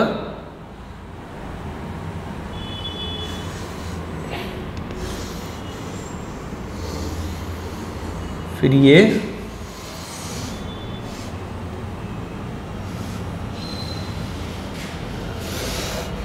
ऐसे चला जाएगा, ये इधर विथ V2 और ये इधर विथ V1। वो तो इसी मीडियम में है तो V1 से ही जाएगा, ये ऐसे चला जाएगा। और this is called what, AR, मतलब रिफ्लेक्टेड। और रिफ्रैक्टेड के लिए हम ट्रांसमिशन का यूज करेंगे क्योंकि आपको कंफ्यूजन ना हो, क्योंकि दोनों में R आता है। तो this is AT and this is AR and this is what AI। AI का मतलब क्या है, इंसिडेंट, दिस इज इंसिडेंट, ये इंसिडेंट वेव है, और ये है आपका रिफ्लेक्टेड वेव, और ये है आपका रिफ्रैक्टेड वेव। तो आप कंफ्यूजन मत रखिएगा, रिफ्रैक्टेड और ट्रांसमिटेड वेव, ट्रांसमिटेड। अच्छा, इसमें एब्जॉर्ब भी हुआ होगा। एक वेव का 3 फिनोमेना होता है, रिफ्लेक्शन, रिफ्रैक्शन और एब्जॉर्प्शन। एब्जॉर्प्शन की बात यहाँ नहीं करेंगे क्योंकि फ्रिक्शन हम लोग माने ही नहीं है, इसलिए एब्जॉर्प्शन छोड़ दीजिए। हमको तो बस रिफ्लेक्शन की बात करनी है। हम ऐसा समझते हैं कि जो इंसिडेंट आया है वो पूरा का पूरा या तो रिफ्लेक्शन में गया है या तो ट्रांसमिशन में गया है, बस। आप इसको लिख लीजिए, ये 3 कहानी लिख लीजिए आप, और इन तीनों कहानी का जरूरत पड़ेगा आपको। पहले ड्रॉ कर लीजिए इसको अच्छे से।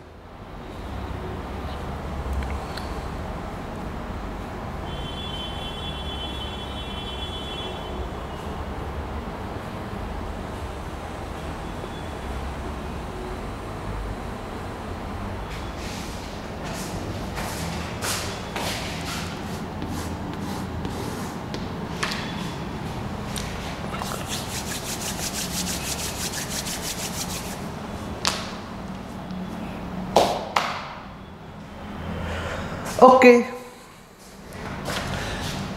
अब जो हम लिख रहे हैं ना उसको थोड़ा ध्यान से देखिएगा, मैथमेटिक्स है, क्योंकि हमको लेके आना है कुछ कुछ बातें, ठीक है। A2 कैसा होगा, AT कैसा होगा, सीधा होगा उल्टा होगा, AR कैसा होगा, सीधा होगा उल्टा होगा, ये सीधा ये उल्टा, तो ये कैसे लिख पाएंगे मैं आपको बताता हूँ, ध्यान से देखिएगा और समझिएगा। आपने पढ़ा था एवरेज पावर बराबर 2 पाई स्क्वायर एफ स्क्वायर, और इसी एफ को मैंने यहाँ न्यू से दिखाया है, आप चाहें तो एफ से भी दिखा सकते हैं, मुझे कोई दिक्कत नहीं। 2 पाई स्क्वायर, वैसे भी दोनों इक्वल है तो कट जाएंगे। 2 pi square F square A square V into mu, ठीक है। तो मैं लिख देता हूँ यहाँ पे, चलो पी एवरेज जो है आपको पता है 2 पाई स्क्वायर, एफ स्क्वायर को हम यहाँ न्यू लिए तो nu square A square V that is wave velocity into nu, ये हम लोग पढ़ चुके हैं पहले। तो एक चीज़ तो तय बात है कि फ्रॉम कंजर्वेशन ऑफ एनर्जी, मैं ऐसा लिख रहा हूँ, from conservation of energy, conservation of energy, जितना आप इंसिडेंट किए हो और फ्रिक्शन कुछ भी नहीं है, तो जितना आप इंसिडेंट पे पावर दिए हो उतना ही आपको इसको जोड़ के मिलेगा। मतलब अगर 10 जूल हम अगर वहां से दिए हैं तो हो सकता है कि 2 जूल ये ले गया हो, 8 जूल ये ले गया हो, ये इट इज पॉसिबल, बट दोनों का जोड़ यानी कि दोनों के एनर्जी का जोड़ इसके एनर्जी के बराबर होना ही चाहिए, तभी कंजर्वेशन ऑफ एनर्जी है। Is this okay? हालांकि कुछ ना कुछ एब्जॉर्ब हुआ होगा, but that we are neglecting, okay. So from conservation of energy this P I यानी इंसिडेंट वाला is equal to P R plus P T transmitted, है कि नहीं? तो यहां पे लिखेंगे पी आई क्या हो जाएगा 2 पाई स्क्वायर न्यू स्क्वायर, क्योंकि न्यू 1 न्यू 2 दोनों बराबर ही है, तो मैंने यहाँ न्यू लिखा हूँ, ठीक है ना, इतना परेशान ना हो।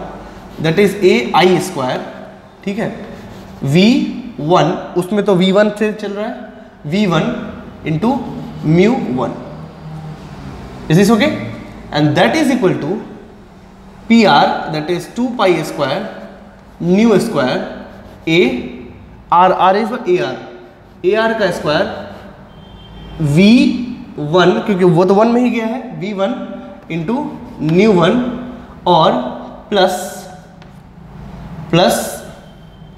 2 पाई स्क्वायर न्यू स्क्वायर ए टी स्क्वायर और V2, क्योंकि ट्रांसमिटेड वेव 2 में गया है, V2 और into mu 2, this one.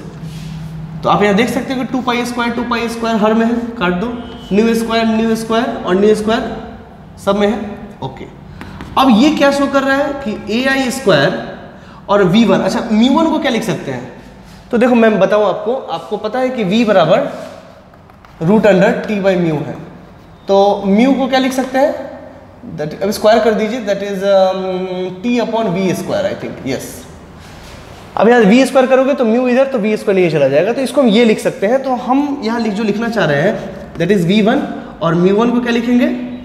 That is T upon, और टेंशन दोनों में कांस्टेंट है, मैंने लिखा है यहाँ पे, वो तो होना ही है कांस्टेंट, सो टी बराबर V1 स्क्वायर, ठीक है, and that is equal to A R, similarly V1 into T upon V1 का square plus A T square, अच्छा यहाँ भी स्क्वायर है, और into V2 T upon V2 square. आप लिख लीजिए ध्यान से, ये से ये काट दीजिए और ये से ये काट दीजिए और ये से ये काट दीजिए, और टेंशन दोनों में बराबर हटा दीजिए सबको। तो बचा आपके पास क्या?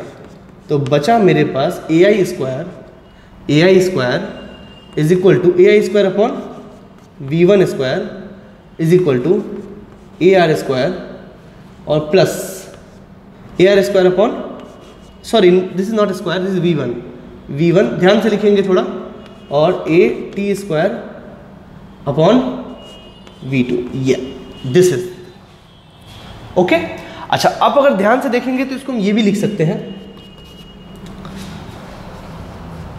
ए I square minus A R square is equal to V1 upon V2 into A T square, ये भी लिख सकते हैं। आप देख लीजिए, मुझे कोई दिक्कत है, आप देख लीजिए इसको ऐसे लिख सकते हैं, कोई बात नहीं, अरे इसको v1 को कॉमन लेके उधर भेज दियो और इसको इधर लेके आओ, और कोई बात नहीं, तो v1/v2 हो गया ये। मैथमेटिक्स से आप कर सकते हो। सो this is 1, this is equation number 1, लिख लीजिए।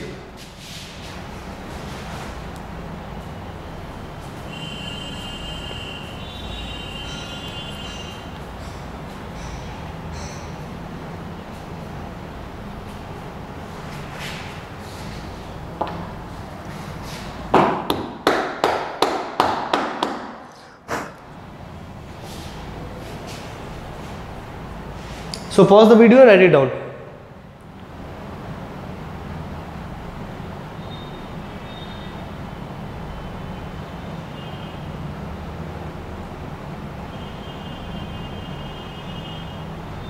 ओके, चलिए अब यहां देखिए, ये तो पहला इक्वेशन था, आ गया पहला इक्वेशन।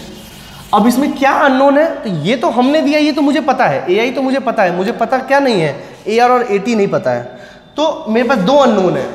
तो इक्वेशन कितने चाहिए? 2। तो यहाँ भी, यहाँ एक इक्वेशन है, एक इक्वेशन और चाहिए हमको। एक इक्वेशन कैसे निकालेंगे? तो वो निकालेंगे जंक्शन की मदद से। देखिएगा, एट द जंक्शन,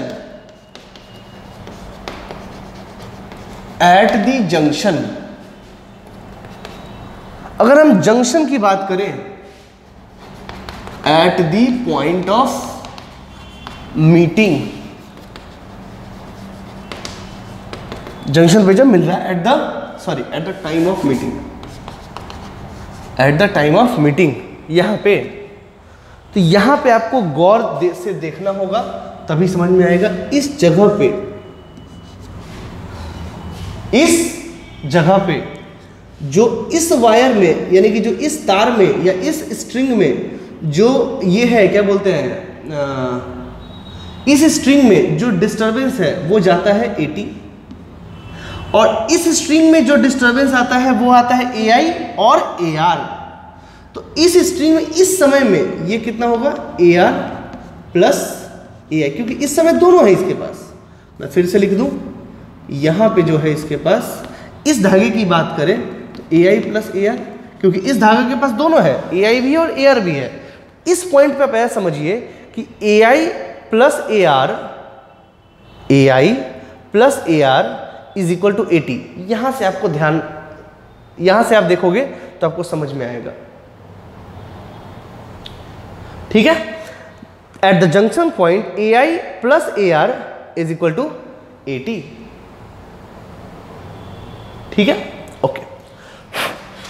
तो आप देखिए यहां पे आपको समझ में आएगा कि एट जंक्शन पॉइंट AI, अब फिर से गौर से समझिए, इस वाले वायर में क्या क्या है? AI है और AR है, और इस वाले वायर में क्या है? AT, ठीक है।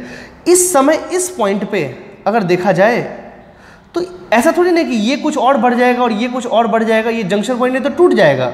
अगर ये कुछ और बढ़ गया और ये कुछ और बढ़ गया, यानी कि ये चला गया 10 सेंटीमीटर, ये चला गया 5 सेंटीमीटर, तो टूट जाएंगे, लेकिन धागा को टूटना नहीं है। तो इस समय यहाँ पे ध्यान दीजिए, इस समय यहाँ पे इसका भी आपके पास, मतलब इस समय इस जंक्शन पॉइंट पे इसका भी डिस्प्लेसमेंट है, और इस समय इस पॉइंट पे इसका भी डिस्प्लेसमेंट है। तो इसके पास टोटल डिस्प्लेसमेंट कितना है? तो AI है और AR है, और इसके पास कितना है? 80।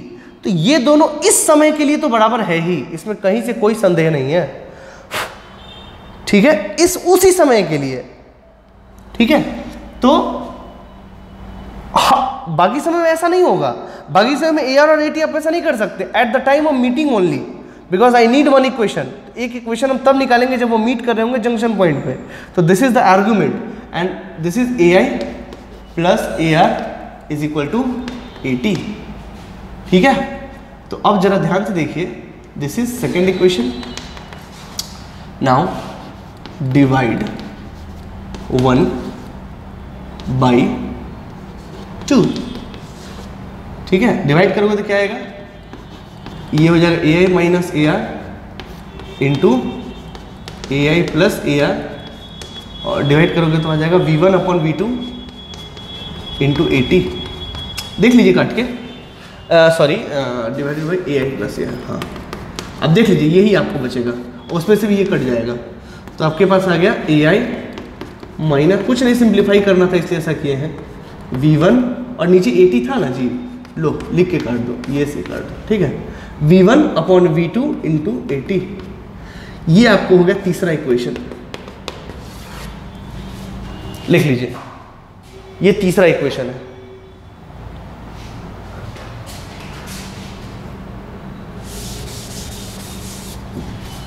अब मुझे यूज करना है दूसरा और तीसरा, तो उससे हमको AI और AR निकल जाएगा।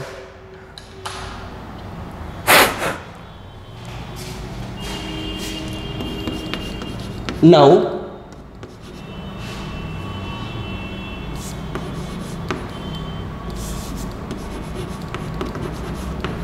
Using equation 2 and 3 we have, पहले तो आप इसको दोनों को जोड़ दीजिए, अगर आप जोड़ देंगे तो क्या आ जाएगा, जोड़ोगे तो ये AI कट जाएगा और आएगा 2AI is equal to 80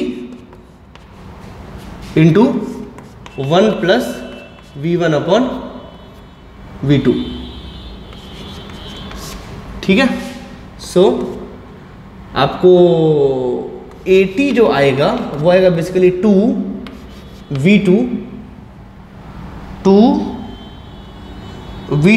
upon V1 plus V2 into AI, ये आ गया आपका 80, ठीक है। आई थिंक आपको कोई प्रॉब्लम नहीं है इसमें, सिंपल है ये। आप दोनों को जोड़िएगा, इसको और इसको जोड़ेंगे तो आपको ये आ जाएगा, और फिर क्या करेंगे, यहां लिख दो वी हैव ऑन एडिशन, जब दोनों को ऐड किए तो ये आया है, लिख लीजिए इसको। अब सब्ट्रैक्ट करेंगे तो दूसरा वाला आ जाएगा जो मुझे चाहिए।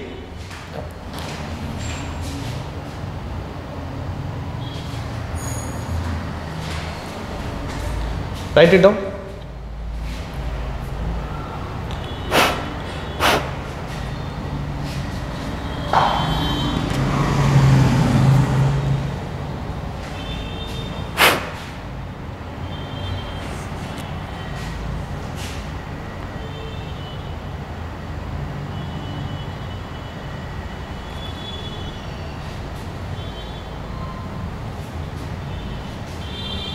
ओके, अब इसको सब्ट्रैक्ट करेंगे तो क्या, ये याद रखना है आपको, ये बहुत इंपॉर्टेंट चीज है। अब देखिए अब सब्ट्रैक्शन पे क्या मिलेगा,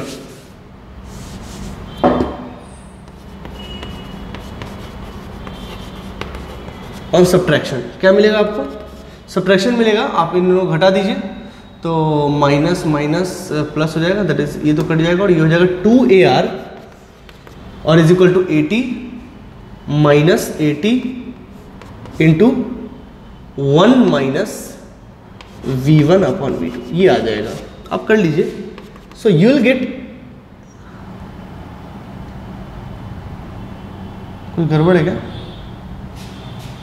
ठीक था, ठीक है। आप ऐसे भी निकाल सकते हो, मैं बताऊँ वैल्यू पुट कर, क्योंकि मुझे AR चाहिए तो AR निकालेंगे, फिर 80 में AI वाला वैल्यू डालेंगे तब जाके वो आएगा। और डायरेक्ट भी कर सकते हो, डायरेक्ट क्या करेंगे, देखिए इक्वेशन है, निकालना आपको है, जैसे मर्जी हो वैसे निकालिए, ठीक है ना। Now putting 80 in equation 2 we have,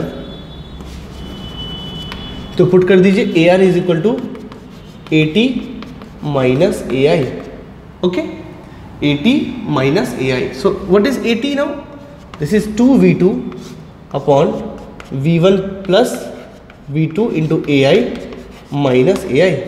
so it would be AR is equal to AI into 2V2 minus V1 minus V2 upon V1 plus V2, ठीक है। सो इट वुड बी, आप सॉल्व कर लीजिए, जो AR आएगा मैं बता दूं, यहाँ पे लिख देता हूँ, ये तो आप लिख ही चुके होंगे,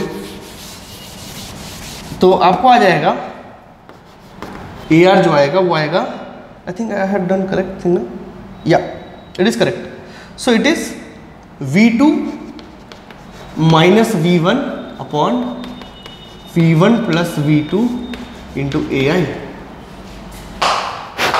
यस, लिख लीजिए, दिस इज AR। तो हम समराइज करके भी लिख देते हैं, पहले आप इसको लिख लीजिए।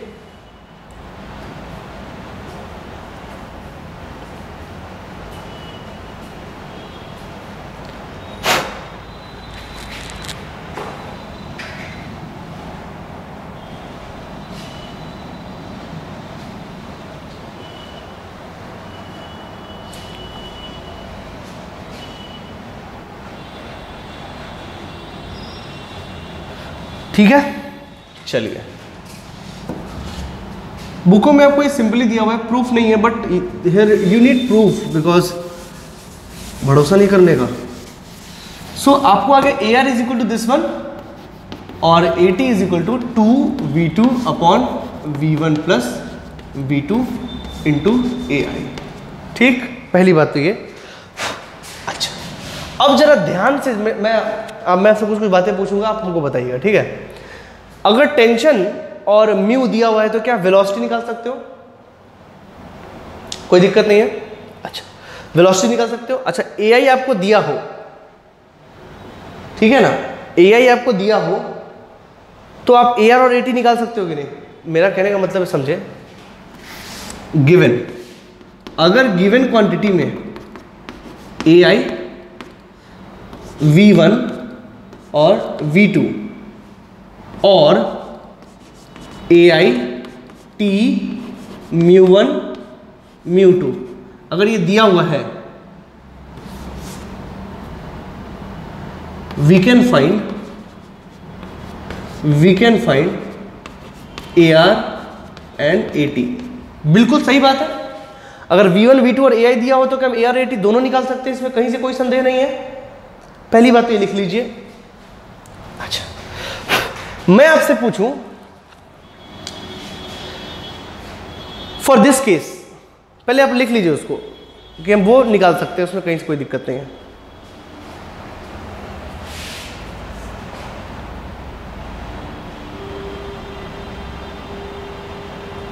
चलिए अब आते हैं, थोड़ा सा ध्यान दीजिए।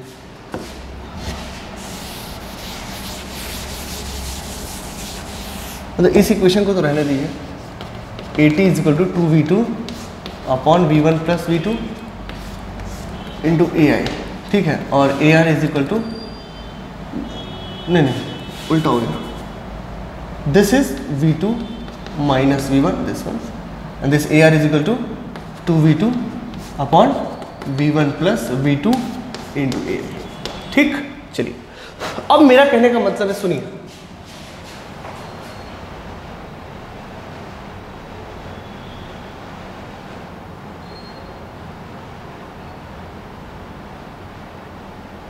ठीक तो है, ओके। अब जो मेरा कहने का मतलब है वो जरा ध्यान से देखेंगे कि इस केस में अगर आप ध्यान से देखो तो ये मोटा है और ये पतला है। मैं आपको दे दिया कि μ2 इज ग्रेटर देन μ1, μ2 को नहीं, सॉरी, μ1 इज ग्रेटर देन μ2, क्योंकि ये बड़ा है, ये मोटा है ना, मोटा लग रहा है। तो कहने का मतलब है कि देखो तो जरा V1, मैं बस आपसे अप्रोक्सीमेट, हम आपसे बस अप्रोक्सीमेट, आप देख के सवालों को जान सकते हैं कि नहीं। अगर आप ध्यान से देखो तो V बराबर म्यू है, तो अगर म्यू घटेगा तो V बढ़ेगा और म्यू बढ़ेगा तो V घटेगा। सिंपल सी बात है, तो रिलेशन से समझ में आ रहा है आपको। तो आप यहां से देख सकते हो कि अगर μ1 बड़ा है और μ2 से, तो जाहिर सा बात है V1 छोटा होगा V2 से इस केस में। अच्छा, V1 कौन है? तो जिसमें इंसिडेंट दिए हैं वही V1 है। ये बात आप याद रखें एकदम, जिसमें इंसिडेंट दिए हैं वही V1 है हमेशा। तो ये V1 है और ऐसा कुछ, ठीक है। तो कहने का मतलब है इस केस में AT जो आए, AR आएगा। AR तो हर केस में 2V2 और V1 प्लस V2 ये हमेशा पॉजिटिव रहता है, इसमें कहीं से कोई दिक्कत नहीं है।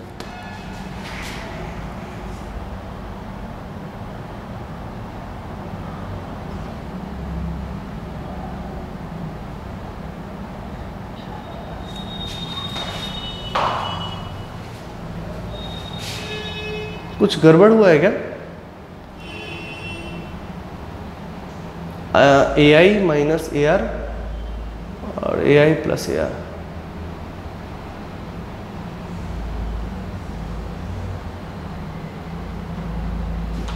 वन मिनट,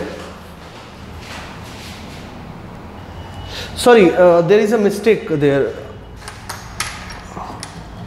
ये मैंने उल्टा लिख दिया फॉर्मूला, यहाँ पे ये 80 होगा, ये AR होगा, ठीक है, सॉरी, दिस इज 80, ठीक है। अब फॉर्मूला देख लीजिए, पीछे मैंने गलत लिख दिया उसमें, ठीक है, सही कर लीजिए उसको। 80 is equal to 2V2 V1 upon V2 into AI, ठीक है। अब कहने का मतलब है 80 कभी भी निगेटिव नहीं हो सकता, चाहे कुछ भी कंडीशन हो। अब देखिए V2 एक स्पीड है, V2 क्या स्पीड है बेसिकली, ठीक है, डायरेक्शन तो हम देख के निकाल लेते हैं, बेसिकली स्पीड है, तो ये कभी निगेटिव नहीं हो सकता है। यहाँ देखिए कहीं से निगेटिव होने का चांस ही नहीं, दोनों जुड़ रहे हैं। V2 क्या होगा, 4 5 6 7 कुछ ना कुछ निगेटिव, तो मैग्नीट्यूड है, मैग्नीट्यूड कोई भी निगेटिव तो हो नहीं सकता है, तो ये टर्म कभी निगेटिव होने वाला नहीं है। डर किस में है, इसमें AR में, तो AR जो होगा that is V2 minus V1 upon V1 plus V2। अब कहने का मतलब यहाँ देखिए, यहाँ पे क्या है कि V2 बड़ा है V2 बड़ा है V1 से, अगर V2 बड़ा है V1 से तो ये भी टर्म पॉजिटिव आएगा। तो for the given case AT is positive, ये तो हमेशा होगा, और AR इज पॉजिटिव इस केस में। तो इससे क्या समझने को मिला, समझने को ये मिला कि अगर ये, अच्छा इसको क्या बोलेंगे, क्योंकि ये मोटा है इसको बोलेंगे डेंसर मीडियम। सर ये तो अब लाइट पढ़ा रहे हो, नहीं भाई हर जगह डेंसर मीडियम, डेंसिटी ज़्यादा है तो डेंसर मीडियम, भारी है तो डेंसर मीडियम, और ये है रेयरर मीडियम, ठीक है। तो when a wave travels from denser to rarer medium, when a wave travels from denser to rarer medium, there is not any phase change, यानी कोई फेज चेंज नहीं होता है AT और AR में। यानी कि जब ये गुजरते हैं तो ट्रांसमिटेड वेव ऐसे निकल गया और रिफ्लेक्टेड वेव ऐसे निकल गया। यानी कि अगर ये ऊपर की तरफ है तो ये भी ऊपर की तरफ होगा और ये भी ऊपर की तरफ होगा। There is not any phase change, कोई फेज चेंज होने वाला नहीं है। फिर से सुने, अगर ये डेंसर से रेयर में जाएगा तो इधर भी ऐसे ही निकल जाएगा, ऐसे गया निकला और फिर इधर से ऐसे निकल गया, वो पलटेगा नहीं। पलटेगा कब, वो भी मैं बताता हूँ, पहले इसको लिख लीजिए आप। फॉर द गिवन केस मैं लिखवा दूंगा इसे, आप पहले इसको कर लीजिए।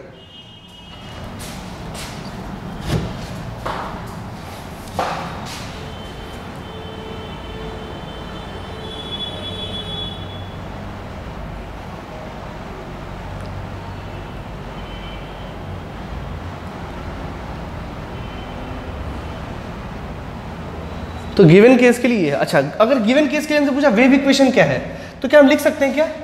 हाँ, इसका वेव इक्वेशन हो जाएगा y i is equal to A I sine के एक्स माइनस ओमेगा टी, ठीक है।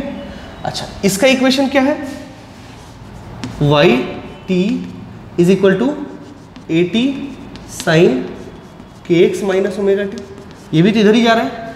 अच्छा इसका किया जाए वेव इक्वेशन, तो y r is equal to A R sine के X plus omega T, simple.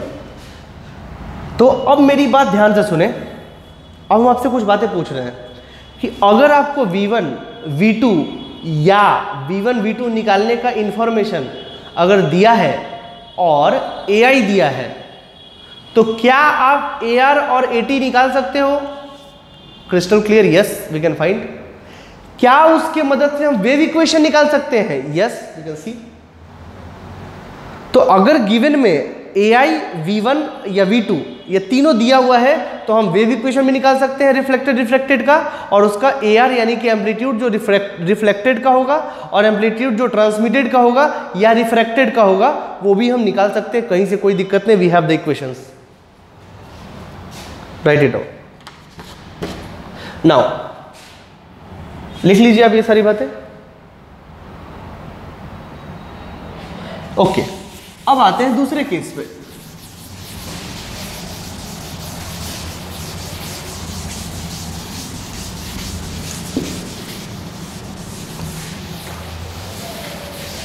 अब आते हैं दूसरे केस पे।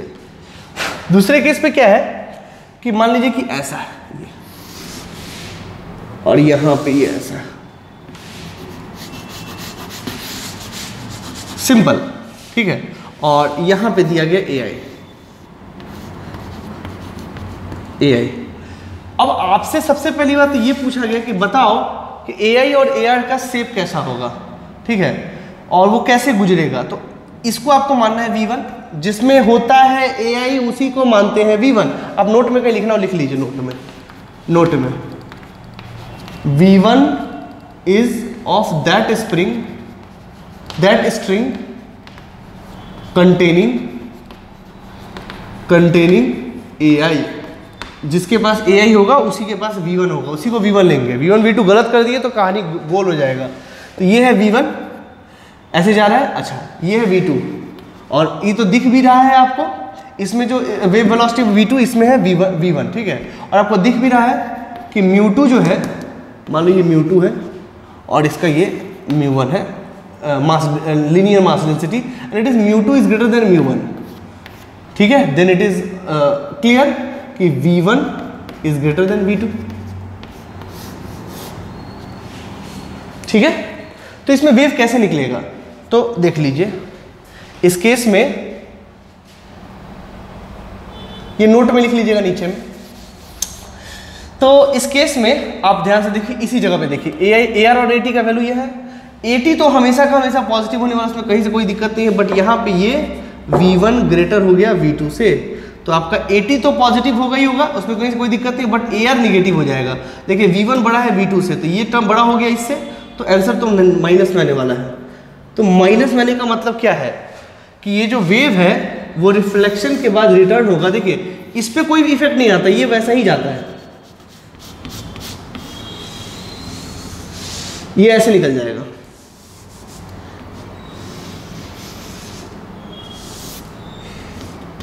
ये AT ट्रांसमिटेड, लेकिन ये जो बेटा निकलेगा वो कुछ ऐसा निकलेगा, इसमें फेज चेंज आ जाएगा।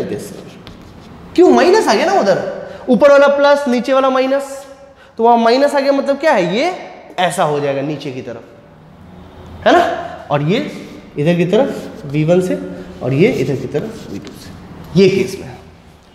तो एक बात यहां भी समझ में आता है कि when a wave travels from rarer to denser medium, पतले से मोटे वाले में जाता है, तो ट्रांसमिटेड वेव का फेज तो वही रहता है।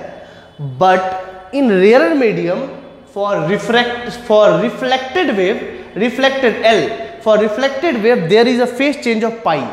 देखो अगर एम्पलीट्यूड ऐसा है और अगर ऐसा हो जाए तो कितने का चेंज आ गया, पाई का। There is a phase change of pi. तो रेयरर से डेंसर की तरफ जब वो जाएगा तो उसको तो देगा, जो देगा वो तो देगा ही देगा, वो तो सीधा निकल जाएगा। बट जो खुद में आएगा वो पलट के आएगा। And the equation is given like this, you can see here. तो ये बातें ध्यान रखनी चाहिए हमको अब कि ऐसा क्यों होता है, क्योंकि ये टर्म बार बार आएगा आपको ऐसे सिचुएशंस में, बाद में भी बहुत सारे काम आएंगे, पर इसको लिख लीजिए आप। अब इसको समराइज करेंगे थोड़ा।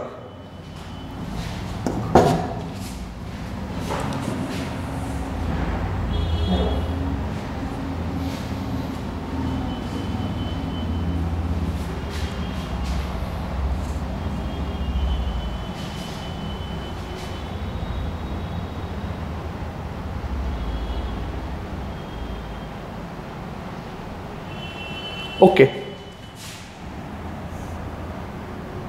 चलिए इसको समराइज करते हैं।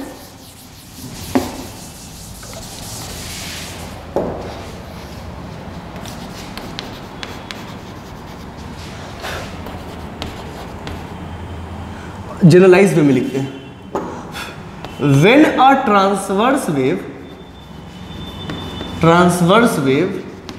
अच्छा स्ट्रिंग में तो ट्रांसवर्स वेव ही होता है ना, इसमें कहीं से कोई दिक्कत तो नहीं आप लोगों को। जनरल वे में लिख रहे हैं, when a transverse wave moves from denser medium to rarer medium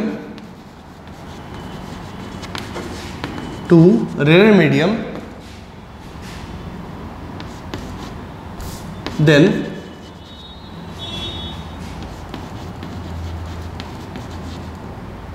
अच्छा एक चीज, ओहो एक चीज छूट गया, एक मिनट रुक जाइए इसको मत लिखिए, पहले यहाँ देख लीजिए।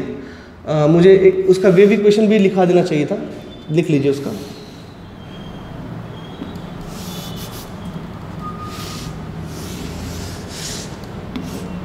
दिस इज 80 और ये जो लौटा है वो ऐसे लौटा है,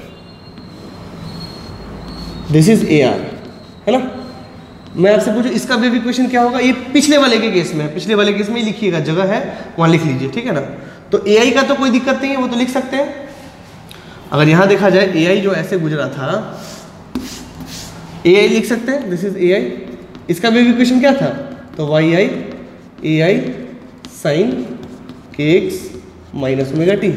इसका क्या हो जाएगा, YT AT sine KX minus omega T, ठीक है।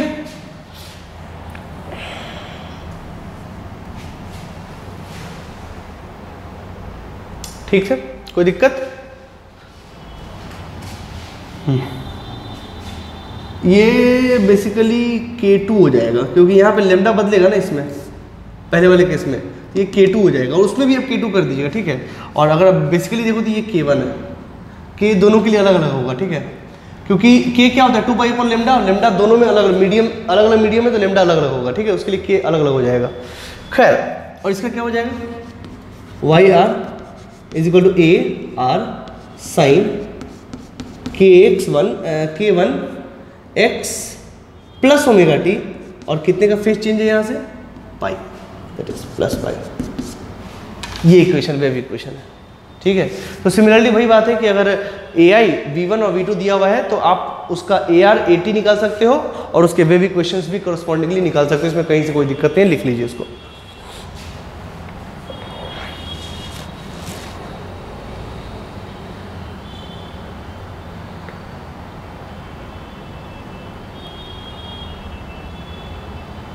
ओके, अब लिखेंगे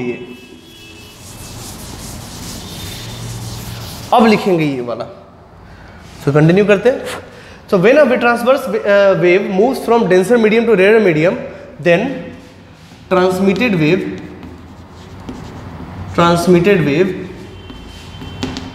will not have any phase change,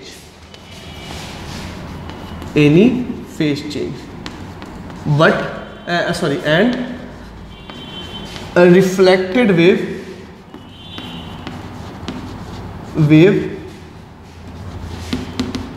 will also not get any phase change,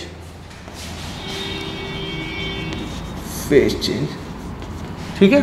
फिर when wave moves from rarer to denser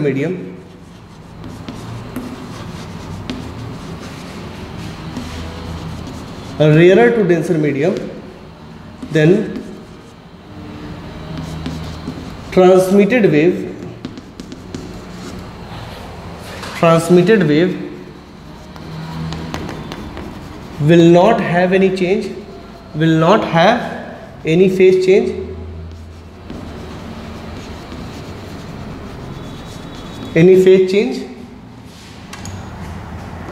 but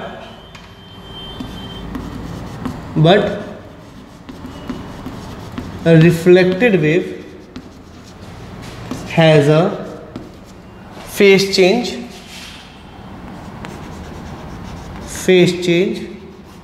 of पाई का फेज चेंज आ जाएगा। ये general बातें हैं, लिख लीजिए।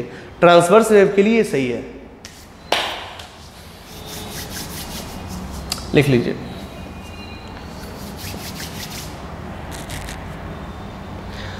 ओके, सो इतना रहने देते हैं। इसके बाद हम लोग नेक्स्ट क्लास में देखेंगे, इसके और भी केसेस हैं, स्पेशल केसेस भी है, तो देखेंगे बाद में। और एक और फिर उसके बाद टॉपिक बचेगा, दैट इज स्टैंडिंग वेव, ठीक है। तो वो देखेंगे नेक्स्ट क्लास में। Thank you.